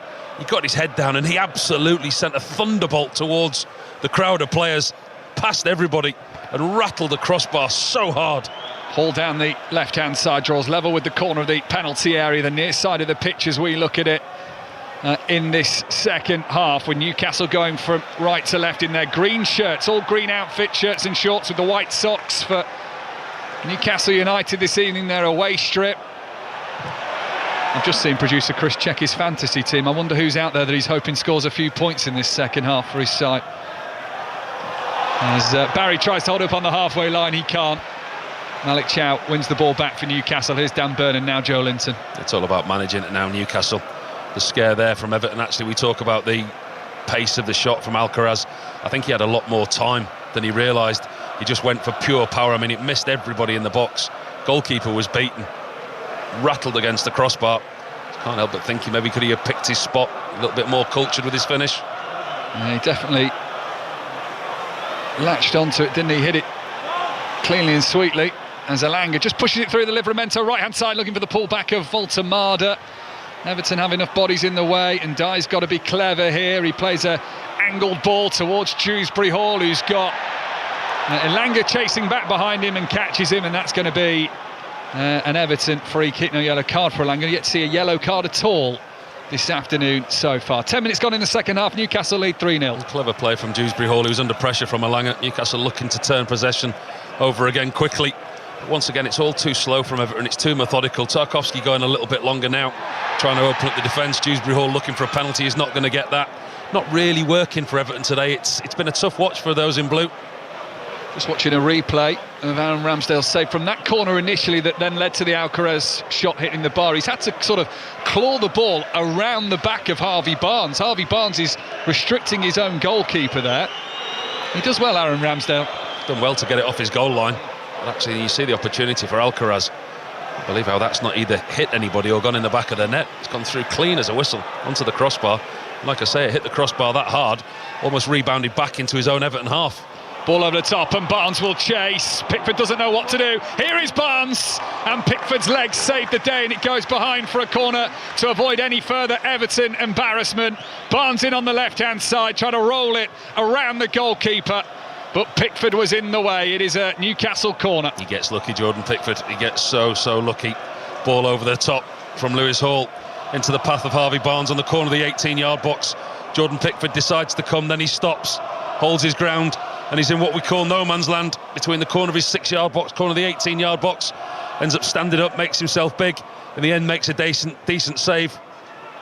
So corner to Newcastle, near side, in towards the 6-yard box, headed away. It will drop on the edge of the penalty area to Livramento. Miley, right-footed first-time delivery. It's in. Voltemada can control it. Gets it on his left boot. Pickford, great save. Left-handed, right-handed rather, down towards his right-hand side, just before the goal line, and stops Newcastle having a fourth. It's swung back into the box. The header's there. They're not stopping that one. And it's Malik Chow again. Got his first goal in the first half. He's added to it in the second half. A header at the back post. And Malik Chow is able to head it past Pickford. And Newcastle are loving their first trip to the Hill Dickinson Stadium. They lead Everton by 4-0. Christmas has come early for the Geordies. It's a wonderful header again from Chow at the far post. Lewis Hall on his left foot. It's a cultured ball to the far post. The Everton defenders again nowhere to be seen. The space, the holes, the gaps, and Chow at the far post rises above everybody to power it past Jordan Pickford. And 4-0 now away from home. Surely that's job done for Newcastle. They kept Voltemada's effort out as he was looking to add to his collection this evening. They recycled the ball. Everton's line couldn't adjust quick enough, and Chow just ghosting it at the back post. Beats his man. Angled header back across the direction of which it came from. It is a good header, and it is one that has Newcastle sailing. Everton fans, those who did eventually come back for the second half, are quickly heading back down towards the concourses. David Moyes was ever so hunched in his dugout, watching what will be Everton's biggest defeat at their new stadium. And again, it comes in a period where Everton aren't playing badly, but defensively are having a nightmare this evening. They've won a corner here now on the far side. Decisive finishing from Newcastle. Such good play in and around the 18-yard box in the final third. The ball from Lewis Hall, it was absolutely perfect to the far post. Malik Chow attacked it with power, with pace, powered it past Jordan Pickford. Been really impressive. The last third of the pitch, Newcastle, when they get the opportunity, they've been clinical. And as you say, just as Everton were trying to get a foothold back in this game, trying to get something, it's surely now, on the hour mark, been taken away from them. Newcastle are going to win back-to-back Premier League games for the first time this season. Their Premier League form this season so inconsistent. Draw, lost, draw. Won, drawn, lost. Won, lost, won. Lost, lost, won. And then now, on the hour, 4-0 up against Newcastle for what will be, certainly, another W. Everton throw-in, level with the right-hand corner of the penalty area, near side the right. Jake O'Brien wipes the ball on his royal blue shirt. Tarkowski and Byrne side by side in the penalty area. That's a good combination of height and muscle to watch out. Malik Chow's in there as well. Jake O'Brien steps up to the touchline, launches the ball in. It's Dan Byrne's header that goes behind. Ramsdale tries to keep it in. That was a lost cause. Everton throw-in turns into an Everton corner. It's been a very uncharacteristic-like performance from Everton today so far in the game. Defensively, all at sea. They've been found wanting too many times. Going forward, it just hasn't worked for them in the final third. Struggling to find any way back into this game. What are we, 3/4 full probably now inside this stadium? Well, everybody tells me how bad it is to get away from, but I don't think we'll have a problem tonight, will we? It'll be easy out in the car park this evening. As Everton's corner is headed away, comes to Mikalenko midway inside the Newcastle half. Tarkowski uses his body to shield it. He'll run out towards the far corner for Jack Grealish, who squares up against Livramento. To England potentials for the World Cup perhaps. Cross comes in. O'Brien's header is down but can't find a Everton teammate. And the ball bounces away up towards the halfway line from the Newcastle clearance. Defending very resolutely. Newcastle at the moment. Chow and Byrne in deep conversation, talking to the midfielders in front of them, trying to close the gaps, not allow Everton any type of space. They haven't given them an inch really all day. We've got Ramsdale coming in today. It's been a very, very comfortable evening for him.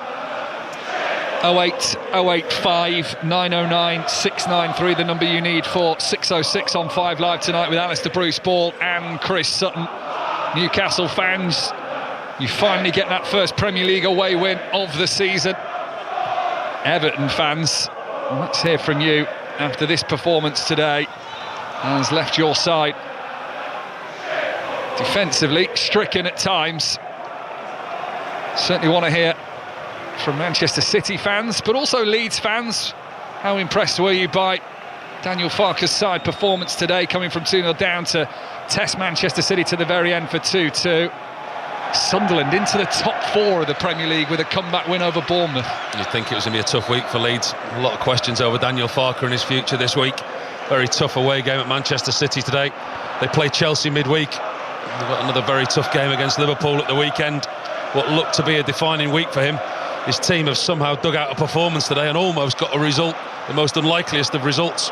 Well, they've scored 4 here. In their previous 7 away games, they'd only scored 3. Newcastle United in the Premier League. They have had a trip to remember from one side of the country to the other. I can tell you shortly we're going to bring you commentary of the closing of Q3 for the Qatar Grand Prix. Qualifying this evening for tomorrow's Grand Prix. Can Lando Norris, the main protagonist in this F1 three-way title battle, put his McLaren on pole, or will Oscar Piastri do what he did in sprint qualifying and the race earlier today and start from top spot and win from top spot? Or maybe, and never write him out, Max Verstappen might still have something to say. Qatar qualifying coming up shortly. Right now we're watching Everton 0, Newcastle 4. You can hear how Q3 begins, by the way, on Sports Extra commentary, uninterrupted on there of that on Sports Extra 2. England thrashing China by 6-0 in a women's international. O'Brien on the ball for Everton, trailing 4-0. Alcaraz, 5 live from the Hill Dickinson Stadium. And it goes towards the far side. A little bit of space for the cross to come in. It's not a bad one. It's towards Barry, who turns and shoots, and there is a way through. It wasn't the cleanest of strikes from Thierry Barry, but it's his first goal for Everton. They will hope it means something. At the minute, it doesn't, but suddenly a little bit of hope around the Hill Dickinson. And it is Everton 1, Newcastle 4. If nothing else for Everton this afternoon, that's Barry off the mark, and he's a popular figure here at the Hill Dickinson Stadium. You saw him get applauded off last week after another goalless performance. He's finally got his goal, and it was celebrated like a winning goal. It wasn't the cleanest of strikes. It came off the outside of his boot, kind of looked up and over on Ramsdale into the side netting. It was a pretty ugly strike. He went for the header first, and VAR are just checking that it hasn't come off his hand on the way down. But I think the rule is, isn't it, if it hits a part of his body and then goes onto his hand, he should be okay. Oh, his hand does come out, though. They are checking. They're having a good look at this VAR. So the cross has come in. That would sum his luck up, wouldn't it? That would really sum his luck up this season. The cross comes in from the left. Dan Byrne misses his header. Barry's just behind him, but as he's stooping with his header. Does it come off his right arm? Listen, he then that'd be hits it. harsh. That would be really harsh, but VAR are taking a good long look at this. He's headed it almost down. Dan Burns put him off in front of him. He's gone to head it. He's headed into the ground. But VAR are just looking to see if he's brushed his hand on the way down. This is a matter of opinion. It's going to be very close. Comes off his head first, rolls onto his right arm. He has a shrug of the shoulders. There is an ironic cheer from the Newcastle fans. Here's the decision.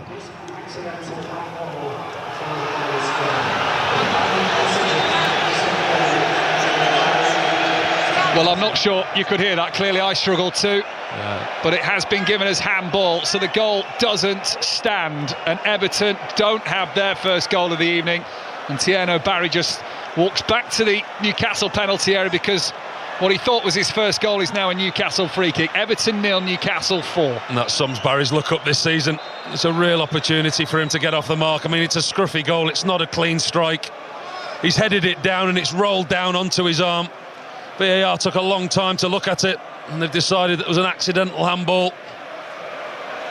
Closes his eyes, tilts his head to the sky, almost in a regrettable disbelief on the face of Tieno Barry. Everton 0, Newcastle 4, almost at the midway point of this second half, as Pickford hurries the ball away from his penalty area under a little bit of pressure. Now Dewsbury Hall chases down the left-hand side. That will be Malik Thiaw's all day long, and he rolls it back to Aaron Ramsdale, who gets a touch. And I think maybe for the first time this evening I can bring you into the conversation of Aaron Ramsdale getting his chance in goal with the injury to Nick Pope, Paul Robinson. And quite ironic, isn't it? Not last season, but the season before. It was Everton away where Mikel Arteta relieved him of his duties as number one goalkeeper for Arsenal, having just played for England at the midweek before. Played as England's number one against Scotland, and then found he was dropped at Goodison Park for the Arsenal team, and then never really got another look in since. Difficult season for him last year, bided his time here at Newcastle, but now some would say deservedly got his chance. Top goalkeeper Aaron Ramsdale is a goalkeeper that I like. Has played in a couple of League Cup matches this season for Eddie Howe's side. And maybe he would be hoping to impress this evening. He hasn't had a lot to do to impress. I don't think he's going to have to now because of what Eddie Howe said midweek. If you listen to his press conference, he was asked about the goalkeeper's situation, about the recent mistakes that Nick Pope had made, and he said, look, if I am to change, it's not short term. He said, I believe that my goalkeepers need to have a relationship with the defenders need to understand how the goalkeepers play as a team, as a unit, and if I am to change, it will be for the mid-term, not the short term. Hence the reason that I think maybe the line might have come out from Newcastle that Nick Pope was injured. Might be a case of maybe just best to leave him out for a couple of weeks. Aaron Ramsdale's going to be in the team now for the foreseeable, if you go off what Eddie Howe said midweek. Nick Pope not part of the side today, hasn't travelled, we don't believe. It's John Ruddy who's the substitute goalkeeper for Newcastle United, as Aaron Ramsdale gets his chance. Interesting with the England squad as well, isn't it? I mean, you look at Thomas Tuchel's last England squad. Nick Pope was unfortunate. He was called into the squad, then missed out with a concussion protocol, and now only a couple of weeks later has lost his place in the club side to Aaron Ramsdale. But listen, Aaron Ramsdale had exactly the same done to him. Gave the Newcastle fans a wave as he came out the tunnel at the start of the game. Aaron Ramsdale. Everton 0, Newcastle 4. Newcastle are going to make a double change in a minute, which we'll see both Jacob Ramsey and Joe Willett come on. They are stripped off, ready to come on. Number 28 and number 41 for Eddie Howe's side. Everton enjoying a bit of possession, but not really doing anything with it. Now they send it long to Dewsbury Hall. Tries to control it over his shoulder. That's a tidy finish from Dewsbury Hall. Controlled that over his shoulder as it dropped out of the air. Sent it into the bottom right-hand corner, and quickly gathers the ball to get Everton back to the midway point to start again. Everton's goal will stand on this occasion, and it is Everton 1, Newcastle 4. We've been treated to some brilliant goals this afternoon. That's the best of them. It's a hopeful ball over the top. Dewsbury Hall finds himself tucked in behind the Newcastle defenders, keeps his eye on the ball in between Livramento and Thiaw. It's an unbelievable first touch with his left foot. Brings the ball under his spell and then passes it past Aaron Ramsdale with the instep of his left foot. That really is a superb goal. That goal itself is worth the entrance fee. What a lovely finish. One touch to bring the ball down over his shoulder, the next to send it past Aaron Ramsdale. And Everton have one back. They've got 20 minutes to try and make this game slightly more exciting. Everton 1, Newcastle 4 on 5 Live. And interestingly, we talk about England, we talk about Ramsdale and Poe. We've looked at Jordan Pickford at the other end. Kiernan Dewsbury-Hall said after the win on Monday night he'd be doing himself an injustice if he can't work his way into Thomas Tuchel's World Cup plans. Certainly with touches and goals like that, he's not going to do himself any harm. I think the thing that he's up against is the plethora of talent and the quality that England have got in those areas. Very, very blessed with a number of attacking wide players, attacking midfielders in the same kind of role. Watch Everton go forward here. Tarkowski down the right-hand side, loses his pace, loses sight of the ball, but then Newcastle have just given it away. And Dye with a lot of work to do. Ramsey straight into the action to try and defend the ball. It's up towards Barry, header behind. It will be a goal kick. Everton fans feel that should have been a corner. They're screaming and gesticulating towards the referee, Craig Pawson, but it won't change his mind. It is going to be a goal kick. Newcastle lead 4-1. What do England lead by now, Katie Smith? They lead by 7-0 here against China, the Asian champions, and this the most humiliating yet for China. A mistake at the back, complacency passing between the goalkeeper and her centre-back, and Ella Toon just gifted the ball and able to just guide it into the back of the net. England 7, China 0. On top of a Stanway hat-trick, a Hemp goal and 2 for Beth Mead. England rampant at Wembley. Their first game since winning the Euros at the National Stadium. 7-0 they lead. That's on Sports Extra 2 for you right now. Everton trailing here by 4-1. Alcaraz tries to spread the play. Livramento cut that out well enough. Now Willett wants to push it around the back of Mykolenko and go chasing for it. Mykolenko, the Ukrainian, wise to it. Back to Pickford it goes. Yeah, they're trying, Everton. They're trying to get themselves back in this game. The supporters that have remained in the stadium, they're getting behind their team. This is the first time really this evening that they've played with any kind of belief going forward, any desire. Everton want a free kick, and Dye felt he was tripped as he moved in from the touchline. Joe Linton had a little leg stuck out of him. Jacob Ramsey too. Throw-in is the settlement for Everton. 25 yards from the byline on this near side. 08085 909 693 is the number you need for 606 this evening.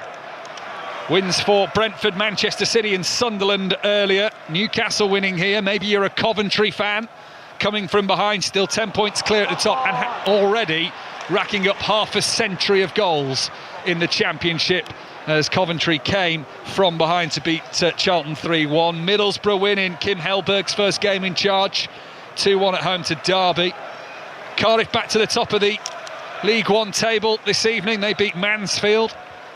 Brian Barry Murphy's got them ticking along. It also reminds me, Cardiff City's the focus of Colin Murray and Pat Nevin's football songbook tomorrow morning on BBC Radio 5 Live between 10 and 12. Here come Newcastle United down the right-hand side, looking to get 4-goal cushion back. Livramento crosses it in, deflects behind. Newcastle corner. They always carry that threat on the counter-attack, Newcastle, with the pace that they've got in Livramento in the wide right areas. And now with Willock and Ramsey coming on, Barnes and Elanga going off, they've got fresh legs, fresh opportunities to break on the counter-attack.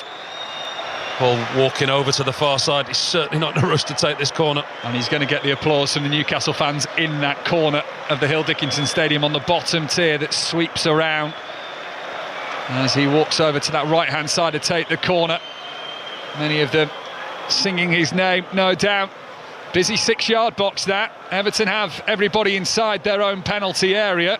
8 players inside the 6-yard box in a blue shirt. It goes right towards the near post. Pickford punches it away, comes back out to haul the corner taker. His cross blocked immediately by Ndiaye and ricochets away for a throw-in on the far side. Well defended by Everton. Good decisive play from Jordan Pickford, but it's not where Everton want to be at this stage of the game. Got a foothold back in the game somehow by getting a goal. Once again, they're sat again deep. Newcastle really controlling things now. This is all they have to do now, Eddie Howe's men, between now and the final whistle.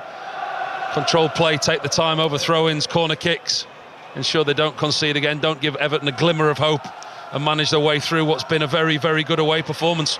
Well, Everton have won it midway inside their own half. There's a lot of work for Jack Grealish to do, but he's heading down the left-hand side of the field, stopped by Livramento. Ball stays in play.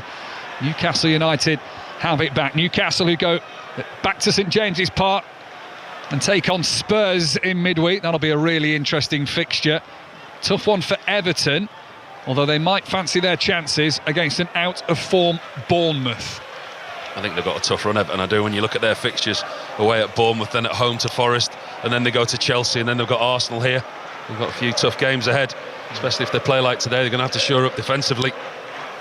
Newcastle 2 home games, Spurs and then Burnley, then they go to Leverkusen, and then they go to the Stadium of Light just before Christmas for a Tyne Weir derby, and it's going to be an interesting one to watch, certainly at the Stadium of Light, given Sunderland's home form yet to lose this season. Everton having some defending to do here. We'll be off to Qatar in a moment. Let's see what Newcastle do with this attack down the left-hand side. Ramsey. O'Brien squares up, the long-range shot comes in, deflects. Everton are able to head it away. Dewsbury Hall wants to get the touch on it, he can. Let's go to Qatar then. Could be a pivotal moment for Lando Norris, Oscar Piastri or Max Verstappen as we head to the penultimate Grand Prix of the season, qualifying the last few minutes with Harry Benjamin. Welcome along to the last 13 seconds of qualifying. We think Lando Norris is out of this one. He's currently in provisional pole, but his final lap scuppered after a mistake. So all eyes on Max Verstappen and Oscar Piastri. Piastri is currently in second. 35 thousandths of a second split him and pole position. Piastri's quicker in the middle sector, but Max Verstappen is fastest of anybody in the first sector. This could be pivotal for Piastri. It is! It's Piastri on pole for the Qatar Grand Prix by just over a tenth. But can Max Verstappen, who's struggled all weekend long so far, find anything at the close? To the line, he puts it in third, and the top three are Piastri, Norris and Max Verstappen at the moment, but George Russell is flying out there too. But our championship protagonists are all within an inch of each other. Antonelli comes to the line in fifth. George Russell's bailed out of this one, I think, so that'll be that for qualifying. Oscar Piastri on pole position ahead of Lando Norris with Max Verstappen in third. They are your three title contenders, all inside the top three ahead of the Qatar Grand Prix. Harry, thank you. What a race that will be, and the whole race live on Sports Extra tomorrow. If you've got the BBC Sounds app, what you'll be able to do at any point is flick between our choice of commentaries across BBC Radio 5 Live, Sports Extra 2 and 3 tomorrow, with more Premier League action to come. Newcastle coming forward on the left-hand side with 13 minutes to go, leading by 4-1 here at the Hill Dickinson Stadium. Any hope that Everton had when they got a goal back through Keane in Dewsbury Hall has slowly evaporated as the time starts to tick down and Everton need to find 3 goals. Yeah, Newcastle somehow, seemingly today, they've replicated the St James's Park form away from home, this wonderful stadium. A really good performance from them. Controlled the game from start to finish. They got the early goal, obviously filled them with confidence, and from that point on, the game plans worked really well from Eddie Howe. They've defended when they've needed to. They've not allowed Everton any space. Not really looked susceptible at all, apart from the goal, which was a really well-taken goal from Dewsbury Hall. Once again, they're rotating the ball now. Dan Burn, Ramsdale, Chow at the back. And just a reminder, Oscar Piastri on pole for the Qatar Grand Prix over the course of the weekend. Lando Norris needs to beat both Piastri and Verstappen by 2 points. If he wins the Grand Prix, he'll win the title. Talking of winning games, Newcastle look to have done that. They're going to try and wrap it up here with Ramsey, saved by the legs of Pickford. Shot on the corner of the 6-yard box. The angle was probably against Ramsey there. Pickford did well. Newcastle still have it alive here. Another goal at Wembley there in a second, as Willock just tricks his way into the penalty area. It will be a goal kick. That gives us a chance to go to the National Stadium. Is it 8, Katie? Oh, you guessed it right, Mike. Well done. England 8, China 0. And how many times do we say this during the season? Alessia Russo with so much great hold-up play throughout this match, finally rewarded with a goal. A lovely weighted pass to the centre-forward in the 6-yard box. Tucks it home. Was reviewed for an offside by VAR. Very, very marginal, but the goal stands. England 8, China 0. Katie Smith with that report there for BBC Radio 5 Live. Double change for Everton. to quickly move on from that terrible punt. Illiman and Dye and Jack Grealish are coming off the field. Dwight McNeil, much out of favour this season, is going to get the final 10 minutes of this game as the fine rain starts to fall down from the jet black skies above the Hill Dickinson Stadium this evening. And Tyler Dibbling, the youngster, moved from Southampton in the summer, just 19 years old. He's on as well, hasn't featured since mid-October and the defeat to Manchester City. It is his 5th Premier League appearance in an Everton shirt and his 4th from the bench. And I think that's David Moyes managing his players' minutes. I mean, he knows this race is run, and Dye and Grealish are going to be very, very important to Everton going forward. Just approaching the 81st minute now. Looks to be a very tough way, if any way, back into this game for Everton. They've certainly not been at the best today. Newcastle have come here and they've done a job on them. They've been quite easy to play against. Defensive mistakes and a very good performance to Newcastle have combined to get the scoreline that we look at now. Dan Burn in the left-back position, sends it forward. Now here's Joe Linton from one side of the centre circle to the other. Newcastle very relaxed in how they're approaching this game now, leading by 4-1. BBC Radio 5 live from the Hill Dickinson Stadium from 8 o'clock tonight. Reports from the Tottenham Hotspur Stadium where Spurs host Fulham, and with the team news, James Gregg. Evening to you, Mike. Yeah, Tottenham make 4 changes from the side that lost 5-3 in Paris in midweek in the Champions League. So we've got Kevin Danso, Joao Paulinho, Destiny Origi and Mohamed Kudus replacing Jed Spence, Rodrigo Bentancur, Pape Sarr and Christian Romero, who is suspended today. And just one Fulham change from the side who beat Sunderland 1-0 last weekend, with Samuel Chukwueze replacing Kevin. Sasa Lukic is back on the bench for the Cottagers after a ban. Thank you, James. Regular reports from there during 6:06 then, which tonight is Alistair Bruce Ball and Chris Sutton. 08085 909 693 is the number you need. Newcastle have spread the play well, working it from the right-hand side. Now to Jacob Ramsey, who's on the left. Now Voltemada, played through in the penalty area, trying to find the space to shoot. Too many Everton bodies in the way. One of them gets a little leg to stick out and take the ball away from Nick Voltemada, and Newcastle have to think about their approach again. Jacob Ramsey, who is taking on Everton for the 9th time. He's never lost to them. 7 wins in those previous 8 games. I think it's going to be 8 wins in 9. Yeah, the complete control now, Newcastle. This game's done. They're camped in the Everton half, just making the blue shirts chase after the ball, rotating possession from side to side. Miley's going to get a sprint on towards the byline, slides in, can't keep it in play. A little bit too much grease on the surface to slow that ball up, and it will be an Everton goal kick. It's a key for the Everton supporters to leave the stadium once again en masse. It's been a poor performance from Everton today. There's no other way to dress it up.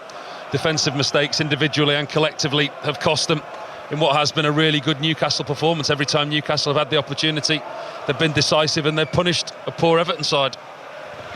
Bright moment, probably from 10 minutes to the 25-minute mark, where Everton were in this game. They were 1-0 down, but the next goal looked like it might be theirs, but they never had that clear-cut chance. They've had a fair amount of the ball. They haven't looked disastrous, but they also haven't looked accomplished at the same time, and the scoreline reflects that Newcastle have quite simply taken the chances that they have been presented with. As Everton do get into the penalty area, the cross will be looped behind the goal from Kiernan Dewsbury Hall. It deflects, so it's going to be an Everton corner. Spoke before the game, didn't we, about the 6 changes that Eddie Howe made to the side today. A few eyebrows raised that Tonali was left on the bench, Gordon was raised on the bench, Ramsdale's come into the side, but as you said, they get the result. It'll be touted a genius. It's worked for them today, hasn't it? Really has worked for them. Certainly has. We'll hopefully hear from Eddie Howe live into 6:06 with Chris Sykes. In goes the corner for Everton. Heads are up. Tieno Barry was in there. It's going to drop to Alcaraz, who's hit one from similar range earlier in this second half. That one skies over the bar, though. Goes into the Everton fans in that south stand. Away to our right. Well, actually goes into probably an empty chair in the south stand away to our right-hand side. That many have left. And it'll be a goal kick to Newcastle. It's been one of those afternoons for Everton. It's been a really uncharacteristic performance. I'm sure David Moyes, this is one of those games where he'll go home and he'll scratch his head and say, not so sure, can't really put my finger on that today. Individual errors, defensive mistakes, but uncharacteristic defensive mistakes and individual errors from players Michael Keane, James Tarkowski, the goalkeeper Jordan Pickford, who's so reliable. You know, that triangle of players, the trio of players, they're normally the bedrock of Everton's stability and strength. When actually it's not really come together for them in any way, shape or form today. It might even be one of those games where he goes, do you know what, let's put that to bed and we move on. He's just unfolded his arms, David Moyes, and slammed them into his pockets of his thigh-length overcoat. A little bit of a breeze whips around the top of this brand new stadium on the banks of the Mersey. The old, now heavily greyed and blackened through air pollution stonework of the dockyards where the ships used to line up once upon a time. If on a clear day you look out through the glass panels behind the North Stand that are part of this smart featured brand new stadium, you can get a good vantage point across the Liverpool waterfront, the Liver building and the arts centres. But not tonight, not in this darkened skies, but also with the drizzle that is falling. It'll be a miserable trudge back to the cars in the town centre for Liverpool fans. Pickford's got his foot on the ball, he's under a bit of pressure from Voltemada, sends it away with one of those bright lime green boots, his gloves to match as well. Coordinated outfit for Jordan Pickford, who's seen 4 goals go in the back of his net this evening on Merseyside. Beto is preparing to come on for the final 5 minutes or so. He's just jogging around on the edge of his technical area alongside David Moyes, who is motionless and doesn't utter anything to Beto. It'll probably be a simple message of, if you get a chance, great. If you don't, well, you've got some minutes in your legs. Yeah, I think it's been a combination of too many individual players not performing to the level which hasn't allowed the team to play to any kind of level at all. You find it very, very hard to identify anyone in a blue shirt who's had a decent game today, in all honesty. In the Scottish Premiership, by the way, second bottom at the start of the day, Kilmarnock had the lead against Dundee United. Dundee have equalised, so it's 1-1 in that game. That was a 5:45 kick-off. Here comes the change. Tieno Barry's going to go off. He'll feel a little aggrieved. He had the ball in the back of the net, but VAR chalked it off. His header came down onto his arm before his left-footed curling shot away from his body found the back of the net to get Everton what they thought at the time was first on the score sheet. They have since scored, but he'll go off and know that he still is yet to officially score in an Everton shirt. I mean, you do have to feel for him, don't you? I mean, it was a very, very unfortunate handball off his head, rolled down his arm, and then it was kind of a matter of opinion. The VAR official deemed that there was enough contact on his arm, which he did. He looked to head the ball into the ground, hit his arm, and as I say, it wasn't a clean finish from it. It all came off the outside of his boot, looped into the net, and he scored it like it was the winner, didn't he? Celebrated it like it was the winner. You could see what it meant to him. It was the weight lifted off his shoulders, only to have it taken away from him. And we've just seen an image of him on the big screen in the stadium, sat on the dugout, head in his hands. Yeah, you can see him bent over there. His head still in his hands, almost as if, I imagine, there may be a little bit of a watery eye there from Tieno Barry. I'm disappointed that he still can't get off the mark after his big money move from Villarreal.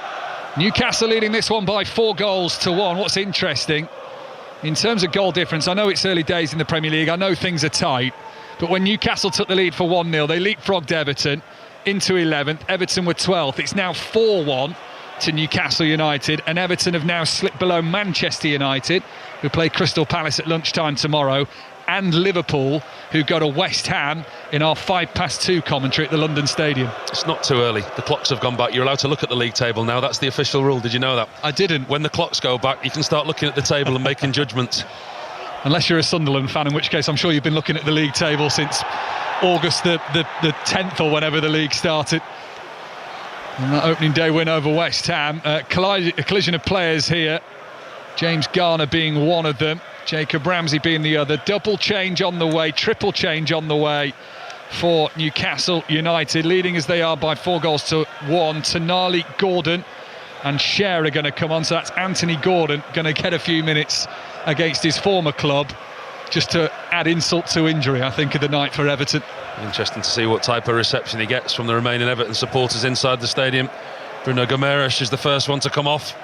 He's put in a shift today. He's been quite quiet, but effectively quiet. He's gone about his business, protected the back foot, walks off slowly, hands the captain's armband to Dan Burn, turns, claps the supporters over in the far right-hand corner. So he's off, Guimaraes. Tonali on in his place.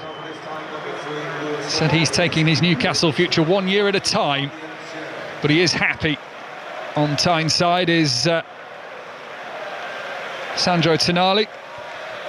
Also on, Fabian Cher. He replaces Lewis Hall at left back, or the left back comes off. Cher goes into the centre defence. Dan Burn comes out to left back. And there are a few boos for Anthony Gordon, who played 65 Premier League games for Everton, scored 7 goals in his time at Goodison Park. He's yet to score in the Premier League this season for Newcastle United. We'll see whatever is added on to see how long he's got maybe to change that record, but he's on. And he replaces Nick Voltemada, who got Newcastle's third just before half-time. Yeah, wasn't warmly welcomed onto the pitch, was he? And that's a number that the Everton fans won't want to see. 5 more minutes to endure for those supporters that have remained in the stadium. I actually think there's more Newcastle supporters inside the stadium than there is Everton fans. Yeah, there's not an empty seat to be seen in that northwest corner from where we're sat.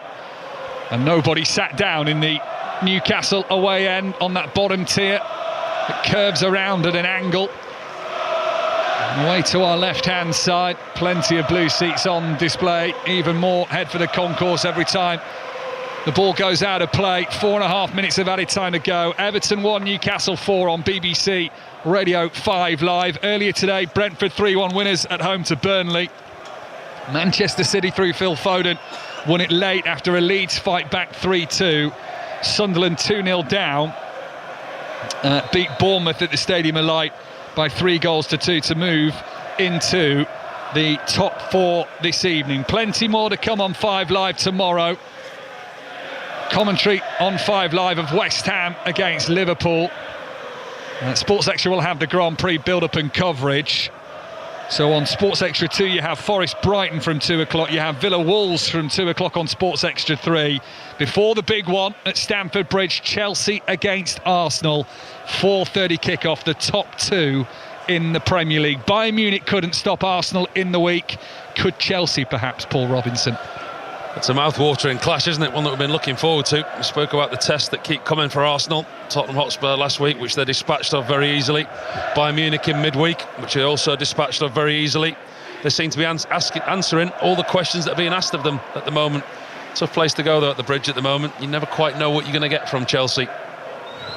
Chelsea beat Barcelona. That Estevao brilliant goal to help them to that 3-1 win on the night. Here's Dewsbury Hall, tries to flick it out towards the left-hand side, and Charlie Alcaraz, but he can't, although Newcastle then give it away. Here's Dwight McNeil, not much game time for him this season. Might have to be used a little bit more with Everton's midfield crisis at the minute. David Moyes did point out McNeil could play a central role if needed, but in this game started with Irabuna in place of Idrissa Gueye, who was of course suspended after his red card. Cross comes in from the left for Everton, deflects up into the air. Does that carry it into a helpful path? Beto goes to the bicycle kick. Jake O'Brien's in there. Newcastle have poked it away. I think the referee has called it back anyway for Beto's wild attempt at a bicycle kick. Is he given that for that reason? Newcastle free kick anyway, inside their own penalty area. They're leading by 4-1. 2 minutes of added time left. Yep, Aaron Ramsdale got the ball in his hands. There's a free kick to Newcastle inside their own 18-yard box. Certainly won't be in a rush to take this. He'll run the clock down. The green shirts will push forward. It is all over at Wembley, and what a performance on their homecoming at the National Stadium for England, Katie Smith. Yeah, there was a lot of talk about proper English performances in the summer at the Euros. That felt pretty proper and pretty easy for England against China. England 8, China 0. They carved them open time and time again. A hat-trick for Stanway, 2 in 2 minutes for Mead. Goals for Russo, Hemp and Toon as well. All established regulars, though, for Serena Wiegmann, who resisted the opportunity to throw on some untested players despite that one-sided scoreline. A clean sheet for Anna Morehouse on debut in goal. I think I counted just the one save she had to make. So England's homecoming continuing with a win at Wembley. England 8, China 0. Katie, thank you. Newcastle not quite as comfortable as England, but not far from it, leading by 4-1 with just over a minute of added time to go. Then it's 6:06, 08, 085, 909, 693. Alistair Bruce Ball and Chris Sutton, your team, taking your calls tonight. Everton move it out to the left-hand side. McNeil's cross is over everybody in a blue shirt. Dan Burn can volley it away. Everton bring it down, but Newcastle have seen the danger away for now. They're certainly celebrating, the Newcastle fans. You can see a bit more skin than I'd like to. In fact, far too much more skin than needed at this time of year. But they've made the trip, as you say, down and across the country, and they don't get many away days to celebrate this season, and it's certainly a good day for them today. Next away day in the Premier League for Newcastle is Sunderland. So that really will be a test. I'm doing that game. I can't wait. Absolutely delighted to be doing that. That will be a crackling atmosphere up at the Stadium of the Light. Some time since we've had a Tyne-Wear derby. Red and white taking on black and white. Right now it's blue against green. Everton's blue swinging across on the left-hand side. Newcastle's green should be able to see it away. Jacob Ramsey caught in possession on the edge of his own penalty area there. Everton have the ball, but 4-1 down with seconds remaining. It's only to perhaps make the scoreline a little less flattering to Newcastle. O'Brien and Dibbling, short passing between them. Dibbling nutmegs Jacob Ramsey, gets round him on the right hand side. It's a tidy ball into Dewsbury Hall as well, who then takes the curling effort just high and wide away from Ramsdale's goal, and that is the last action of this match, where Newcastle United have finally got their first Premier League away win of the season. They were dominant in the first half. They took their chances as quick as 52 seconds when Malik Chow headed in from a corner. Lewis Miley with a half volley from the edge of the penalty area made it 2-0, although Pickford will be at fault for that. You can watch it back on Match of the Day tonight to have your assessment of Jordan Pickford's failed save. Nick Voltemade, with time in the penalty area, made it 3-0 at half-time. In the second half, Chow was at it again, a back post header for him as Newcastle recycled the ball from a set piece. Late on, Dewsbury Hall got an attractive goal, bringing the ball down over his shoulder and rolling it into the bottom corner in a two-touch move, but it was never going to save the day for Everton. The hope was only temporary. Newcastle managed the game well, and it has been an impressive performance from Eddie Howe's side. Everton 1, Newcastle 4. Paul Robinson. An excellent away day for Newcastle, and we haven't had many times to say that this season. He rung the changes, Eddie Howe. He made 6 changes to the personnel before the kick-off. They set up with 4 at the back, 5 across the midfield. Voltemade up front on his own. The early goal certainly helped them, but they managed the game from that point.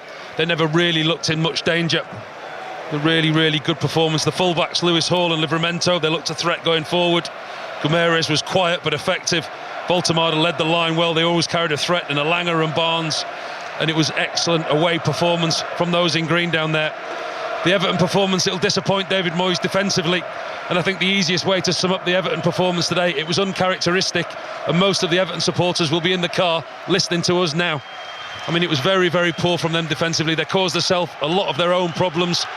Like I say, unlike them, but Newcastle won't mind. They were decisive, they were direct, they took their opportunities, and they were clinical in front of goal. A really good 3 points for Newcastle. And those Newcastle players now head over to the northwest corner in the bottom tier, where their fans, no one has left early in that away and can safely say that, and now they're applauding. Dan Burns got his arms aloft, as has Joe Linton, who was replaced just a few moments ago, but he's not put any tracksuit on. He's still there in his full Newcastle kit.